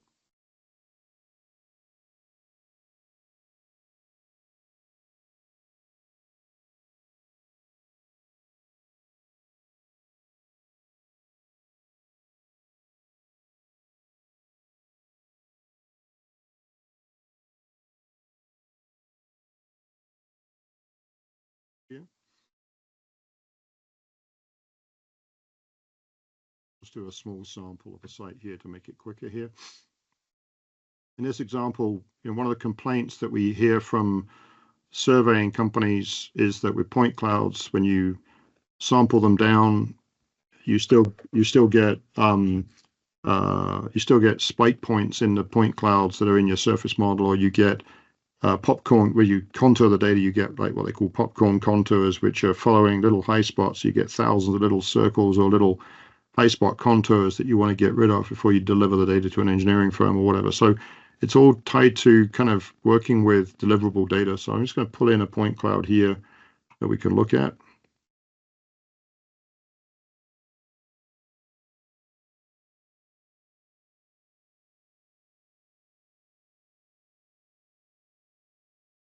So when we bring in a point cloud, normally we would go through the process of cleaning it up with Smart Select to get the buildings and the vehicles and the machines and stuff and piles of pipe and stuff out of the point cloud. I'm not going to spend much time doing that here. I'm just going to model a small area of the site to show you the contours, and then what we've done here to kind of help eliminate the contours and the high spots from a point cloud with some automated tools around that. So here we've got a point cloud region. We just go to polygon select. I'm going to use Smart Select to do this again. So the first thing I'm going to do is go to point cloud mode, and I'm going to say I want to select and add to a point cloud region. I'm going to go in here and create a new region. I'm going to call it sample area and say OK. And in here we're going to say selection method, I want to do it by polygon, and I'm just going to go in here and just pick an area in this area here. So this is some scraper mounds in here. So I'm just going to pick, so I want to do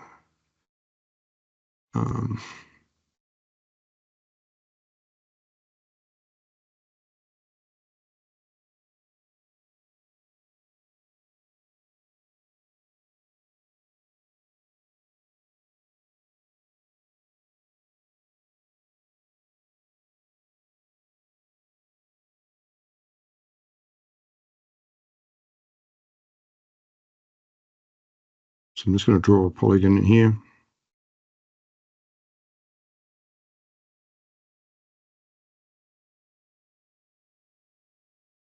So now I just want to pick that polygon area. So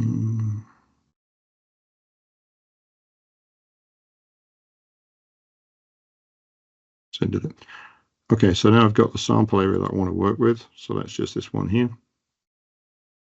So in this area here, we can now use like point cloud processor on that to reduce it. So I'm going to just go to the toolshed menu, point cloud processor, and I'm going to pick this point cloud region and then just say I'll process it on a, we'll start with a 20-foot grid, go down to a 1-foot grid, and I want an elevation range of, let's say, yeah, 0.5 is fine. Mean, fit planes, and name prefix, just call it AS1. I'll do, and then just say we're going to create a surface model from that, and don't have any boundaries to worry about, and I'll use that and say apply. So this is going to go off and just do the point cloud processing on this to give me a reduced data set to work off, which has got a degree of cleaning in it and smoothing in it. So now we've got our surface model in here. So if I turn off the point cloud regions here, and let's go to 3D view, we can take a look at that surface. And that surface is already cleaned up and smoothed out. So it's a lot smoother than normal, but you'll still see you've got these little kind of high spots and stuff. Now you can argue that those are real, and therefore why worry about the contours and things. But these survey guys, they tell you that, you know, the engineers don't like thousands of contours. So when I go into here and I run, let's say, surface and generate quick contours on here, and let's say do 1 and 5, that's fine. Put them on layer 0, that's good. Let's pick blue and red and just say okay to that.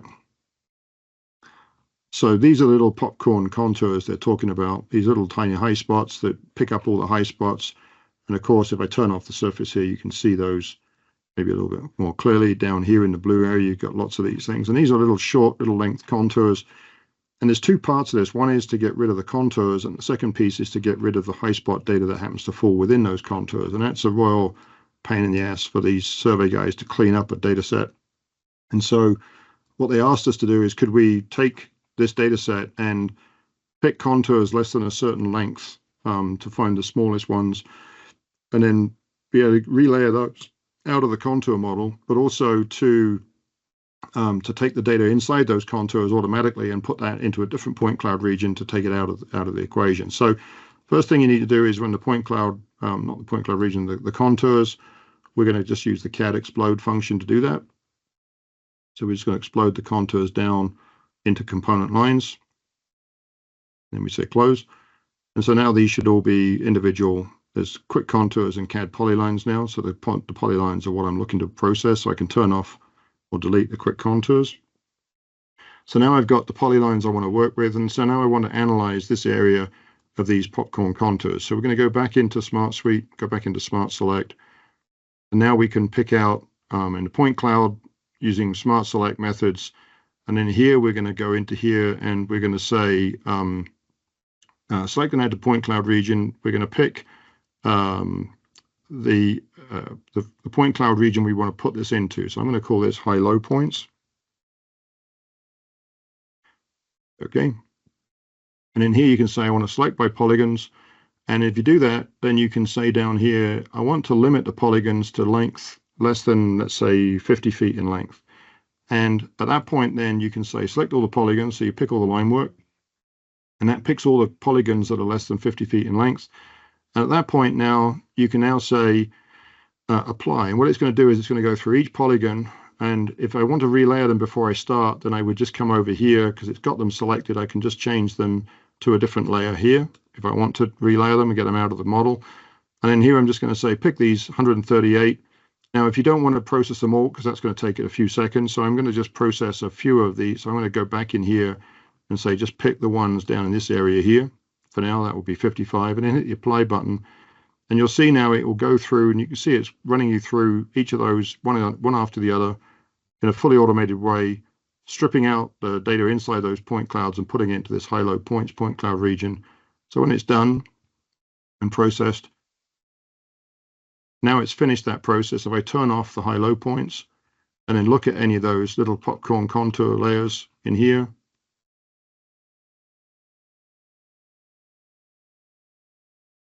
you can see these are the contours that I selected right here.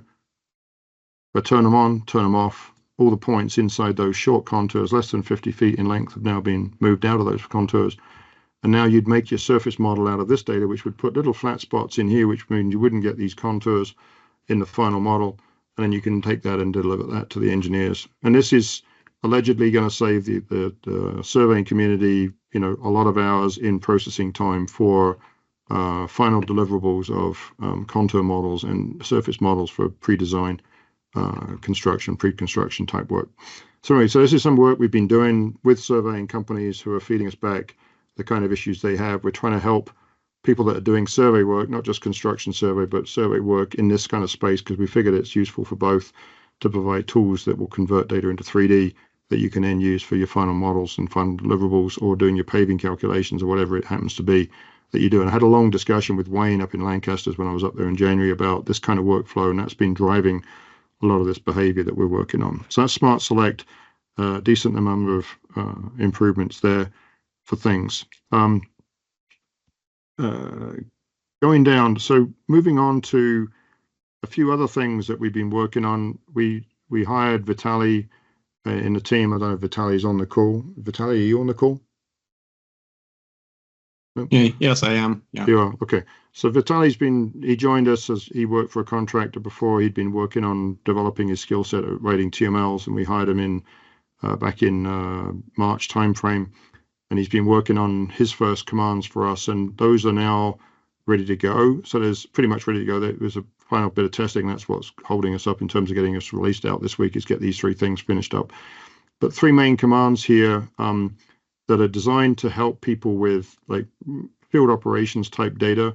My goal is that Vitaly is going to focus on a lot of field operations, field staking, as-builts, work in progress measurements and stuff like that for a project. I just want to show a couple of them here. Don't have time to go through them all because it's 11:45 now, but he's written 3 commands: smart point, smart map, and smart stakeout. So smart point is for creating points and for renaming and merging points and stuff like that in a smart way. Smart map is for creating drawings. We've integrated what was the line string by station command into here with some new commands for joining. If you've got people on site that have gone out and surveyed, and they've surveyed the features, but they didn't code anything, and you want to join the dots based on some controls. I'll show you kind of how that works in just a minute. That's what smart map is designed to do, is take a set of data, whether it be alignment based, station and offset based, or whether it be just XYZ based, and whether it's got coding or no coding, but to provide a way of joining the lines together in a smart way so that you can eliminate 80% of the work of creating a map or a drawing with break lines in it. You can then edit that to get your final result, but that makes light work of the data. There's a few things I still want to kind of add into that, which we won't probably do before we release, but we'll add them kind of as a follow-on. But Smart Map is designed to do all that kind of work. And then Smart Stakeout, we've implemented staking out of buildings, staking out of lines for like curb line, and staking out of box structures to kind of give you an automated way of creating the stakeout points that you can send to the field. So these are 3 commands that are kind of very much focused around point type work. I'll show you Smart Map first to kind of show you kind of how that works. So let's go into data set here for that.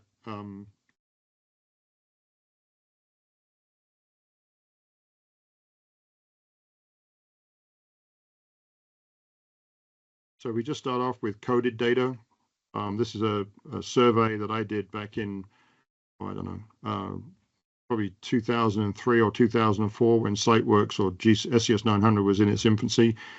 I brought the data in and I'd left the original line work. This is the, we just turn off the line markings here. This is the original survey that was done. You can see it's a parking lot. This was done pre tilt sensor technology and GPS receivers and stuff like that. So consequently, the lines have a bit of wobble on them because I was just picking it up to, to prove that the feature coded survey would work. I wasn't doing it necessarily for accuracy here. But you can see there's a lot of curb islands, there's a lot of parking stripes and stuff like that. And I've just taken that data and stripped out the line work so it's separate, so you can see what was meant to be there and then see how Smart Map works with the same data. This is coded data, so when you click on the feature codes here, these codes have, codes like WL is a white line, so 92, 91, 91, these would join together, 92s would join together across here, 93s would join across together here, kind of thing. So they've got the same code and the same string number. I want to add the ability to add a code that says start a string or end a string, because that is an easier way of editing data if it didn't have it. Like if you've got a curb line that starts over here and it goes all the way around and they just coded it BC, then just coding the first point BC plus would mean it's a new string, and then coding the next start of string BC plus again would start another string. So depending on the string numbering or the string methoding or the naming conventions you use for coding, things like lamp posts or light poles, trees, I coded them here with a P as the first character, because then you can say don't join the dots if they start with the letter P, for example. They're just point features. So a Smart Map allows you to sort of take that data. If I turn off the coding and just say Smart Map, then in here you can choose which method you want to work with, line string by station or line string by point ID. So we're going to do point ID in this case. In this case, you can set up styles and save them, and that presets these settings and save them into a style file so that you can use it over and over. So this is coded data. And then you can say, if this was uncoded data, what line name do you want to give the lines that you create? So we create them like line 1, line 2, line 3, etc. And then you can say, how do you want to group the data? And you want to group it by feature code in this case, but you could also group it by description 1 And then when you build the model, you can say, do you want to build the line work as point dependent lines, which means the lines are connected to the point IDs, or do you just want to create them as XYZ coordinated lines, which means they're not tied to the points after the fact. So you can choose which method you want to use there. And then here you can say, don't join the dots if they start with the letter P, which is the point trees, point lampposts, point fire hydrants, etc. And then here you can say, when you're joining the lines, in the event that there's no codes, or there is codes, if you've got no codes, then it's got to limit the segment length to determine when you finish this line and move to the next one. So typically you put in a distance which is greater than the average distance between the points, but far enough to pick up the worst case scenario. There's some points along this bottom edge here which were only every 200 or 300 feet. So I've left it at 300 feet in this particular case, and you can process it, undo it, and process it again if you find it's not quite right. So if I change this to, let's say, 150, I'm expecting to see some lines down the bottom here not joined together correctly, and I would come back and change it to 300 and update it. Then the other thing is when you're measuring features, if you're going up one line and you go across and come back the other side of the road or whatever, normally when you get to one end, you go 90 degrees to go across the road and come back. So if you put in an angle here, you can say if the angle between the points is more than this amount, then don't join the dots. So you could say 90 degrees or something like that, and it wouldn't then join the dots when you go across a road. So if you've got certain constraints here that allow you to join the dots based on the point numbers or the point code and or the point codes. If it's just point numbers and no codes, it will do using these controls. If it's got codes, then it will try and do the joining of the dots based on the feature code. Then here you can say what layer do you want to put the lines on, so you can put it on the same layer as the points. If the points are layered, the lines will be layered also. Or you can give it a specific layer name and define it here, or you can specify a new layer for them as you go. So down here, you can then say select by points, you select them, or you can select by a point ID range. You can say between 1 and 100 or 1 and 1,000 or whatever. If you want to do by selection, you can just pick them graphically. So it's going to pick all these points. And at that point, then you can then run the command and hit apply. And to a large extent, it's joined all the dots correctly. You can see this is the lines I was referring to down here. If I turn on the original line work, you can see that there was lines that went all the way through there. But because I limited it to 300 feet, it didn't join the dots. Now it's one of the things I want to talk to Vitaly about a little bit is when you're doing it with feature codes, you probably don't want to employ these. If you're doing it with just point IDs and no feature codes, then you want to use these kind of settings. So we probably need to kind of change that a little bit, or maybe limit this and just disable it or something in the coded function. I'm maybe not familiar 100% with the functions that Vitaly's programmed in here. So I want to talk to him about that later today. So anyway, so that's the kind of map creation. If you don't like what it did, as I say, you can just undo it, hit undo twice or 3 times or whatever to get it undone. And then once you've done that, you could come back in here and say, well, okay, let's go with 300 feet and then do it again. And now you've got some longer lines and you get these lines in here. And this is where you would use things like smart edit. So you would just run the puck control, go to data prep, smart edit, and then you would use the remove line segment function in here. And now you would just go through and just say, well, remove that segment, probably turn off the markings here, and then click on this one.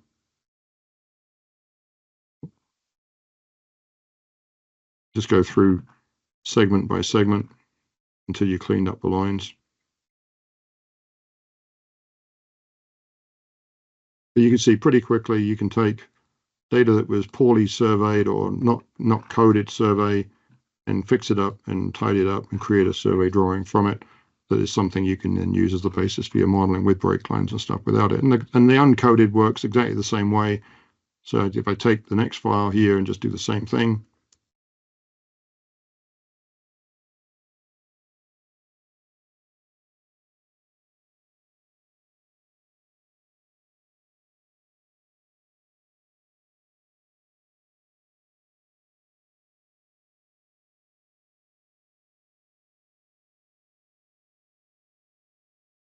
this is the same exact file, but in this case, the feature codes have all been removed.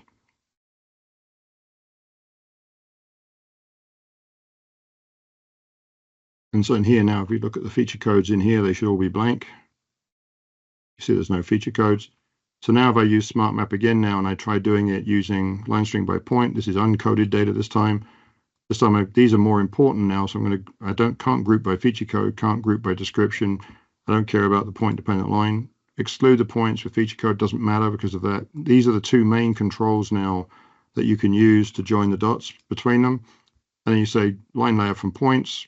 I want to do selection, just pick the point data again and hit the apply button. And to a large extent, again, you've got the surface now. These lines across here, obviously you've come up here, you've gone across and come back down again.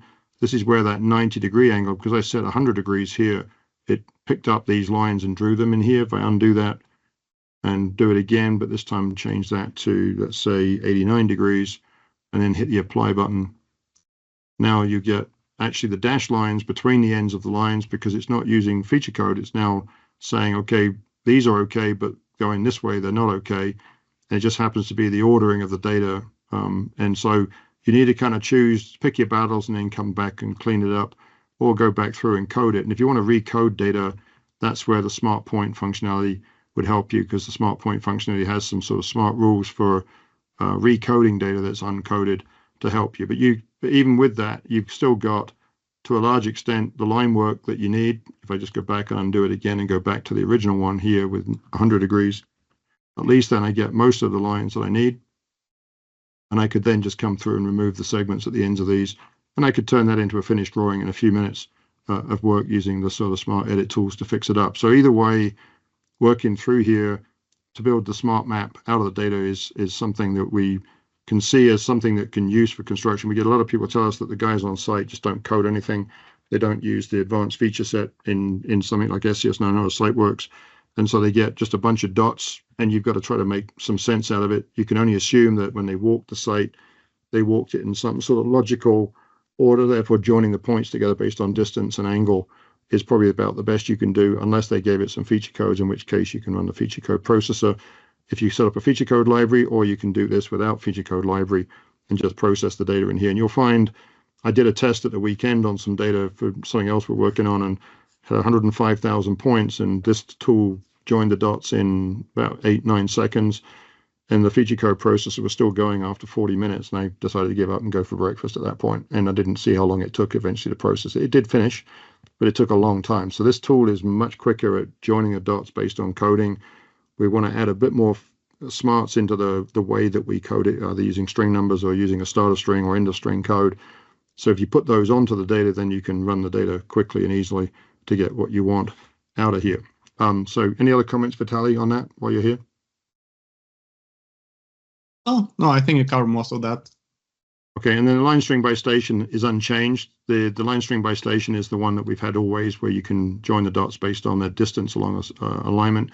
And again, that works with uncoded or coded data, but if you haven't got coded, you might want to go through and use the smart point functionality to code up the data before you actually run the processor on it. So depending on what you're given to work with, there are tools in here that we're continuing to build out more and more functionality in here to make this easy.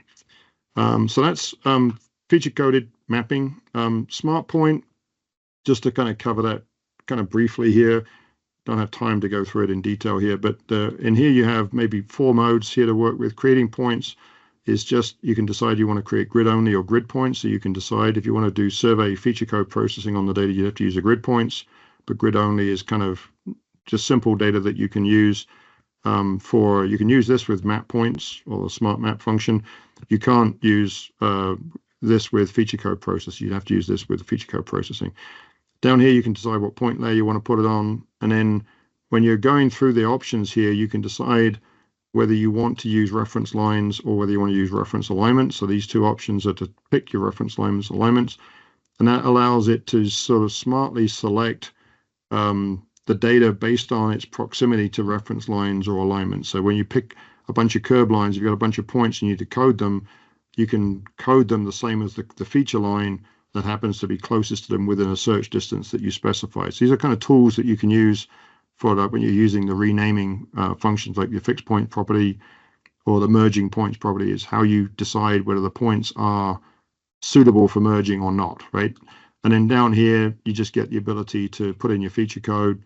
You can use an elevation formula if you're typing in a lot of points, which is something you can't do with the create point command.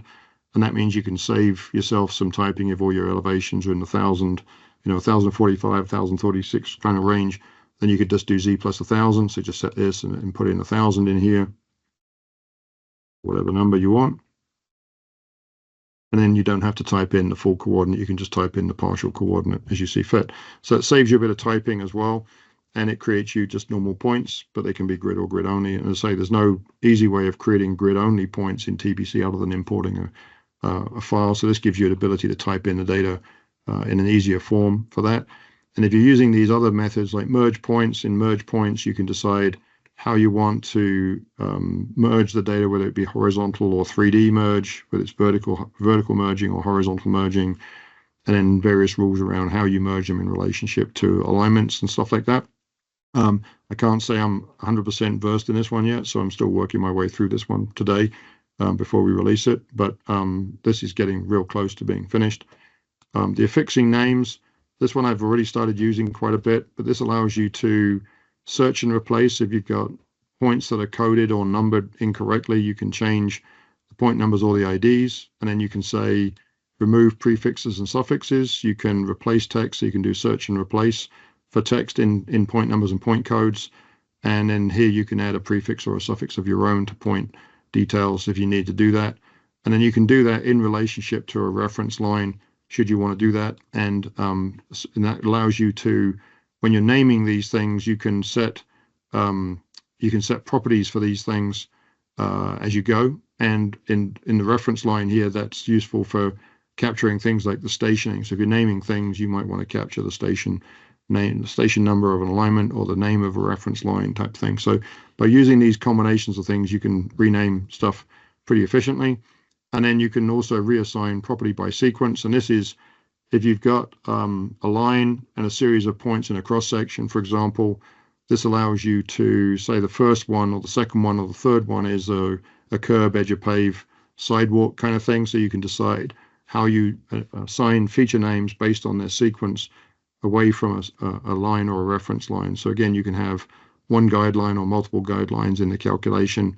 You can use it with or without a reference alignment, and then go through and rename and renumber things. So again, tools for renaming and renumbering and removing prefixes, searching and replacing to kind of get your point detail as you want it before you run your reports or before you run your feature code processing or whatever, or your smart map type functionality as you go through this. So these are tools that you can use for kind of managing your point data. And then lastly, the smart stakeout in here is to allows you to pick a box structure or a line stakeout. And again, we're planning to add more and more types of staking routine. The line stakeout allows you to do building lines. So if I can just find one quickly here, just to show kind of this.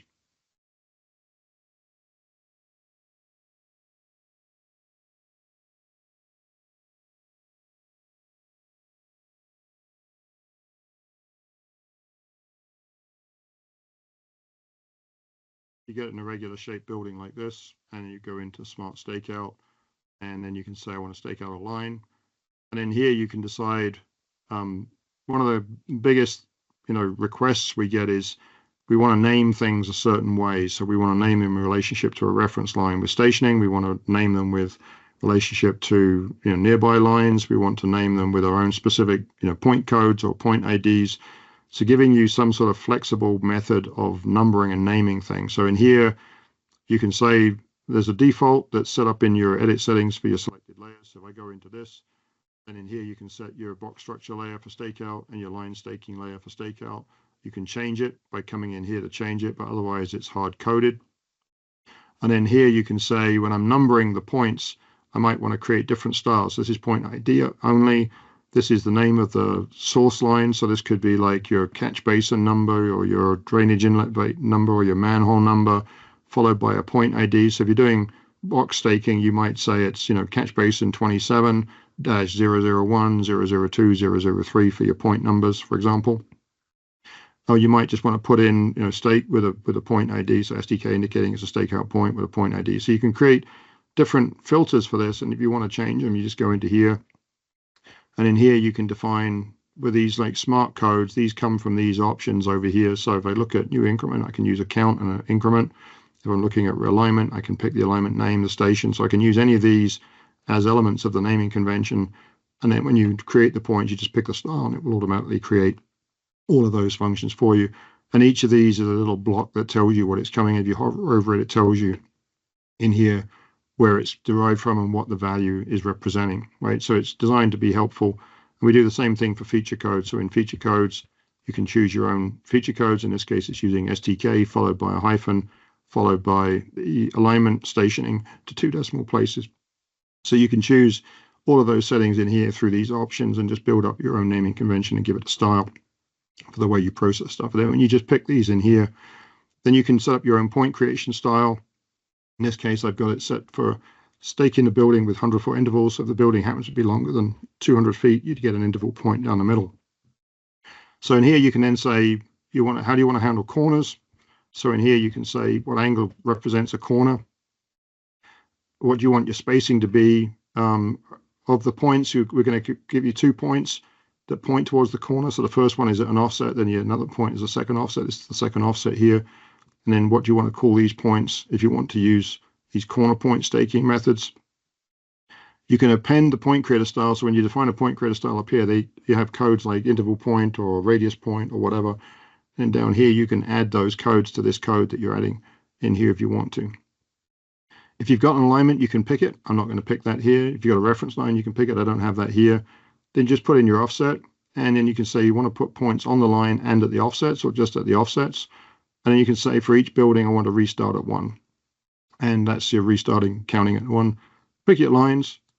That sets the line. You can turn on your line direction. And I want to go to the right. So I'm going to pick my right side here. And then just hit the apply button. And now it's created me 2 points for every corner, pointing at the stake location all the way around. All the points are named and numbered. So if I go to point numbers and point codes, you see that the point codes and point numbers are all set the same way as per the definition that I made up here. So that data is now all ready to go, and you can send it to the field. I had the name of the line wrong, so just maybe undo that a minute.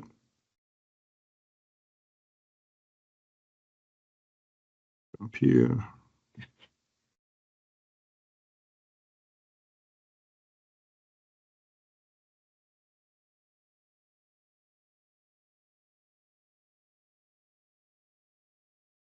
So now you've got the building name. So by just changing the feature name and updating the file, you get the points as you want them. And those points now can be selected and sent out to the field. And when you send them out to SiteWorks as a CSV file, they'll get loaded as a layer. You can turn that layer on and off in the field, and then you've got all the points you need for staking. And if you're doing feature lines for roads, you can decide you want to stake the high points, the low points, the radius points, the intersection points, the PCs, PTs. All that stuff can be selected in the point creator style. And again, you just manage that through here. Set up your point creator style the way you want it, and it will then calculate all of these.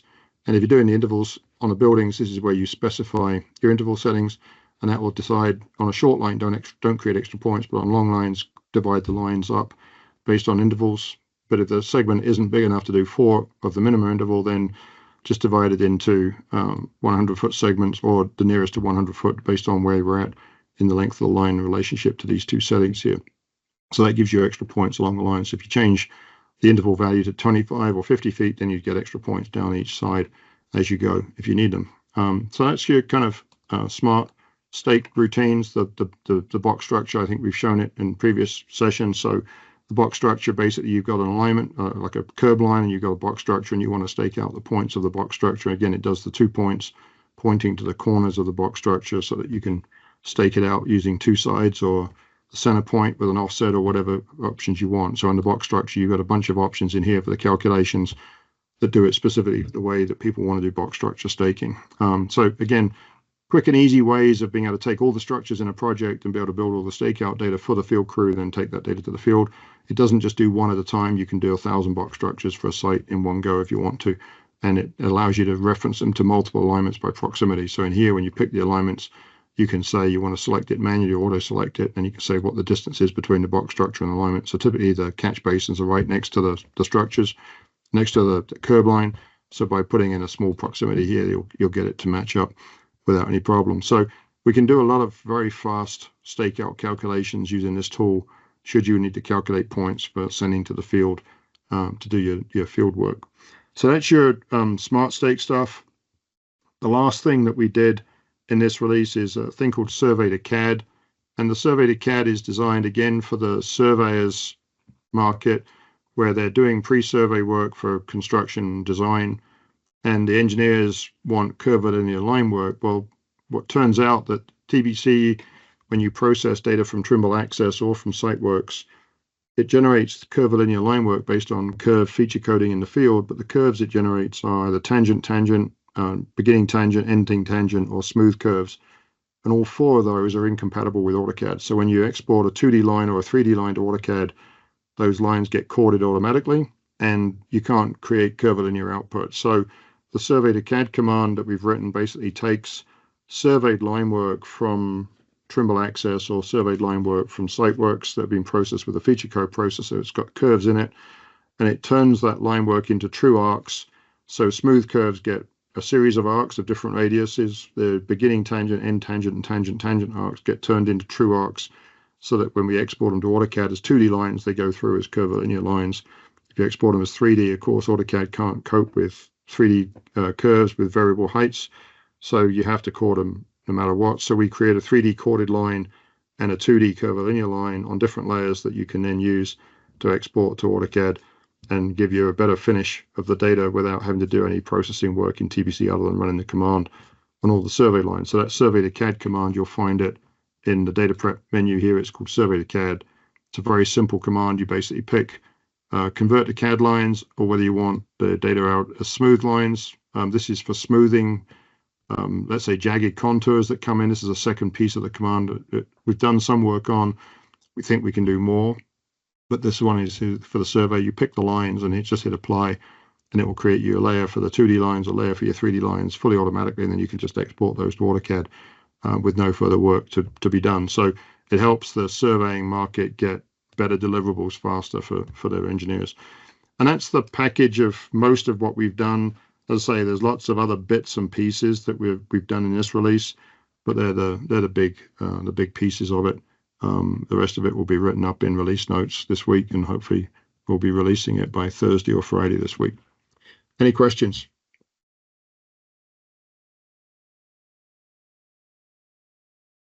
Any feedback? I did put a question in the chat. I didn't ask it when you were talking about PDF Manager. Okay. Did you add the ability to change the DPI when importing? DPI, did we do that? I'm not sure we've done that one. We did the removal of the Vectors. The vector snap points. That's in there. Okay. But the DPI, did we change that? That's a damn good question, Ruth. Because that's one of the reasons we don't use it to import. Because it's at 300 DPI and you want it at 150? Yeah, I think it was actually, I thought Curtis said it was set to 600. No, we run 300. We didn't go to 600. So we do 300. And yeah. I think Curtis said that you wanted 150. Right. But I don't recall whether we did or didn't fix that. Okay. I can take a quick look now. I would think it would be here if we were going to change it. So no, it's not been done. Okay. Let me just talk to Win this morning. I don't know if Win's is Win on the call? He was earlier. I don't know if he's still here. I was Okay. just looking in the user I'll have a list. quick chat with him, Ruth, because it's probably just a simple change.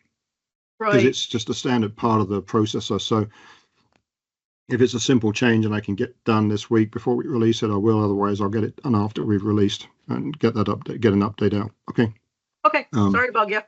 But yeah, no, it's a good catch. I lost sight of that one. Any other questions? Alan, Yeah. I must have missed the part. How did you bring in that hotkey wheel if it is already released? It's in the release that's coming. It's not in what you've got right now. So it'll be out this week in the package that we're putting out.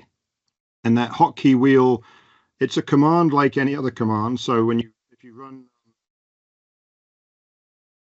type in command navigator, I think it's called. So in here it's called, Win's going to be changing the name of it this week, and I can't remember the name of it off the top of my head. RPS navigate is the command.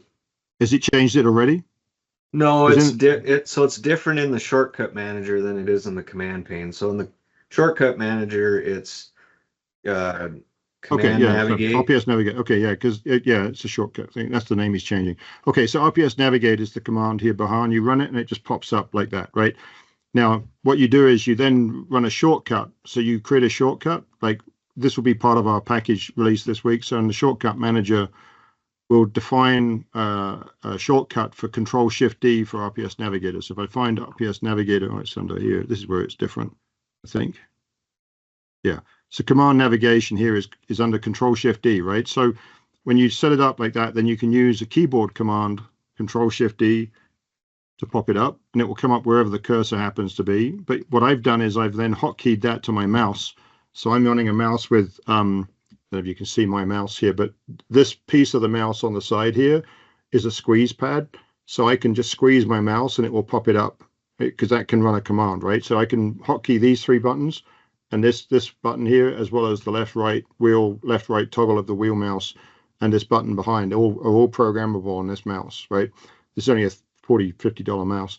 But once you've got that programmed, then to run it, all I do now is I just click on screen and it will come up wherever I happen to be. So if I happen to be here or here, it just pops up right by my cursor. And then you can program what you want to appear on here. And that's all handled through a settings file that controls the way this is set up. So these are menus that when you click on them, they go to commands. You know, some of them go from here to another menu from where you go to the different pieces of doing a takeoff, for example, right? So this makes it a lot quicker to just navigate between things. So once you've got the wheel, you need an RPS settings file that will get installed as part of the package. You can then edit that if you want to change the, if you don't like the favorites and you want different commands on here, you can go into the settings file and just change which commands appear on favorites. It's not always the same. This is a favorites button. This has just 10 icons.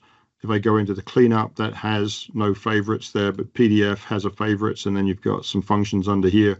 So you can have different favorites at every level, or you can have the same favorites at every level. You decide how you want to structure it through the setup file. But this is something you can configure by hand. Currently, it's giving you one level access to the commands. So like when I'm in here and I click edit, it goes to Smart Edit, and I still have to then navigate to the option I want. The next release of it, when you click on here and you go to edit, when you hover over this, it will open up another ring, and that outside ring will be all the commands that are part of Smart Edit. So it will be all these functions in here. So you'll be able to go edit break, edit join, edit trim extend, edit fillet chamfer, whatever, right? So we're building a second ring onto it at the moment, and that will be out in the not too distant future.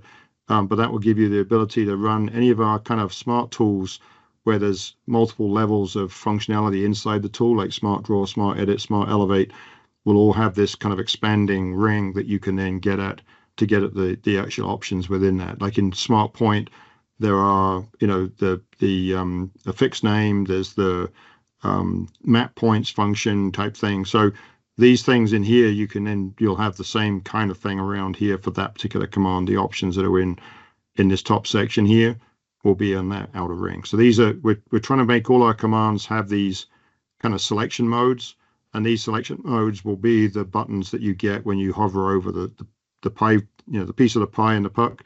It will take you out to those extra subcommands. Does that answer your question? Awesome. Yep. Thank you. Okay. Yeah. I think this is the biggest improvement to running TBC since I started working with TBC. Honestly, this is so nice to be able to move quickly between commands. Really looking forward to seeing how you guys get on with it and how you like it. And it's like a programmable favorites button. You can do really a lot of things with it. And within a couple of key clicks, you can get at pretty much any command in the system, which will eliminate you having to use a lot of the menu functionality because a lot of it can be put onto here now. Okay. Okay. Any other questions, comments? Do you like what you see? Hopefully you do. Oh yeah, I'm looking forward to it very much. Okay, good. All right. Okay, well, on that basis, it's 12:15. Thanks for staying on an extra 15 minutes here. Sorry, there's a lot to go through here. And if there's any questions, you know where to find us. Just send us emails, and happy to answer your questions. And keep an eye out for this release. It will be out before the end of the week this week. So we're just in, I'll say, final wrap up, final testing, a couple of little tweaks still to do, and we'll get what we can done before the Friday release. And if we don't get it done this week, we'll be pushing it out and adding it in the next 2 or 3 weeks and putting out patches on TML status. So hopefully you like this release. As I say, it's one of the biggest releases we've ever done. There's a lot in this one, and I'm excited to find out how you guys like it as you get into it. So please feel free to read feedback, what you find and what you do and don't like. Okay. Alan, there was an additional question from Kyle in the chat. Okay. On the smart stakeout for 5-foot offset. Is it able to put the radius point of the arc? It does do the radius points of arcs, yes. So when you do the offset, when you're in the smart stake routine, when you go to box structure, we're saying line stakeout, right? Not box stakeout, right? So in line stakeout mode, in the point creation styles here, when you do an arc, you can specify you want the point of curvature, point of tangency. If you want the radius point, you just turn it on, and that will do it. And then you can specify it's 2D or 3D. And then you can say when you label it, do you want to put the radius into the point code? And if you do, it will code it RP with the radius in brackets afterwards, right? So you can define that. And if you're doing things like vertical locations, you can tell it to grade on a line. You can tell it to grade breaks, high points and low points, for example. Arcs, you can tell it to do the same thing, radius point if you want it, or you can say just do me the high point and low point on vertical arcs, and vertical curves the same thing. So you can specify in your point creator style all the things that you want to create points at, and then say okay to that. At that point, then that point creator style will create all of those points on the feature line automatically for you. Does that answer your question, Carl? Yeah, you said perfect. Thank you. Okay. All right. So the key is to set up your point creator style. You can see I've got a lot of different ones here because I do a lot of different type of work, try to solve different types of problems with point creator, but you really only need one point creator style for doing stakeout lines and one for doing side slope lines, for doing things like slope designer. And once you've got those two defined, that should cover what you need. The only time when you need to change that is if you're in this building mode. Let's say, I wanted to create points more regular along the longer sides of this building. Then what I would do is, if you undo what we've done here, get rid of those points, go back far enough. If I click in here and just say go to the intervals on the horizontal location, what I would do is say 4 and then change this to, let's say 20 feet and maximum of 250, and then say okay. And when I do that, I hit okay here now. Yep. At that point, then you just say you pick the line that you want to do. So you come down here, you'd pick the line and then say apply. And now I'm getting points divided into this interval along here. Because I put in a shorter segment length, this line is now longer than that length. Therefore, it subdivides it into 4 segments according to it. And because I said my minimum length was 20, it created me every 20 or whatever that divides by 4. Right? So these are evenly divided along all these lines. But when you get a little short line like this one, it doesn't put anything down the middle. It doesn't try to divide it by 4 because those settings stop it from doing that. Okay. So that point creator style is pretty handy for setting up the right approach for the type of data that you're trying to create the stakeout data for. And it's a simple change. Just click on the style, go into the style, and then probably just go into interval and just change this value. And if you do that, then you'll get more or less points along the feature as you go. And that's now saved into your settings. So if you found that you've got small buildings for doing like commercial development type work, or you've got super distribution centers which you've got 1,000-foot buildings or 2,000-foot buildings, one size doesn't necessarily fit all, so you might create a different point creator style for very large buildings or just normal size buildings depending on what it is you're working on. Okay, so yeah, so that's point creator and smart stakeout. Hopefully you like those, and yeah. Anything else? Nope, I'm not seeing anything else in the chat. Okay, well, again, thanks everybody for joining. Keep an eye out for these things, and they'll be out. And if you need help when you get going with them, just give us a shout and we'll jump on a call with you and show you how to set them up and get them going. Okay, and we'll see you next time.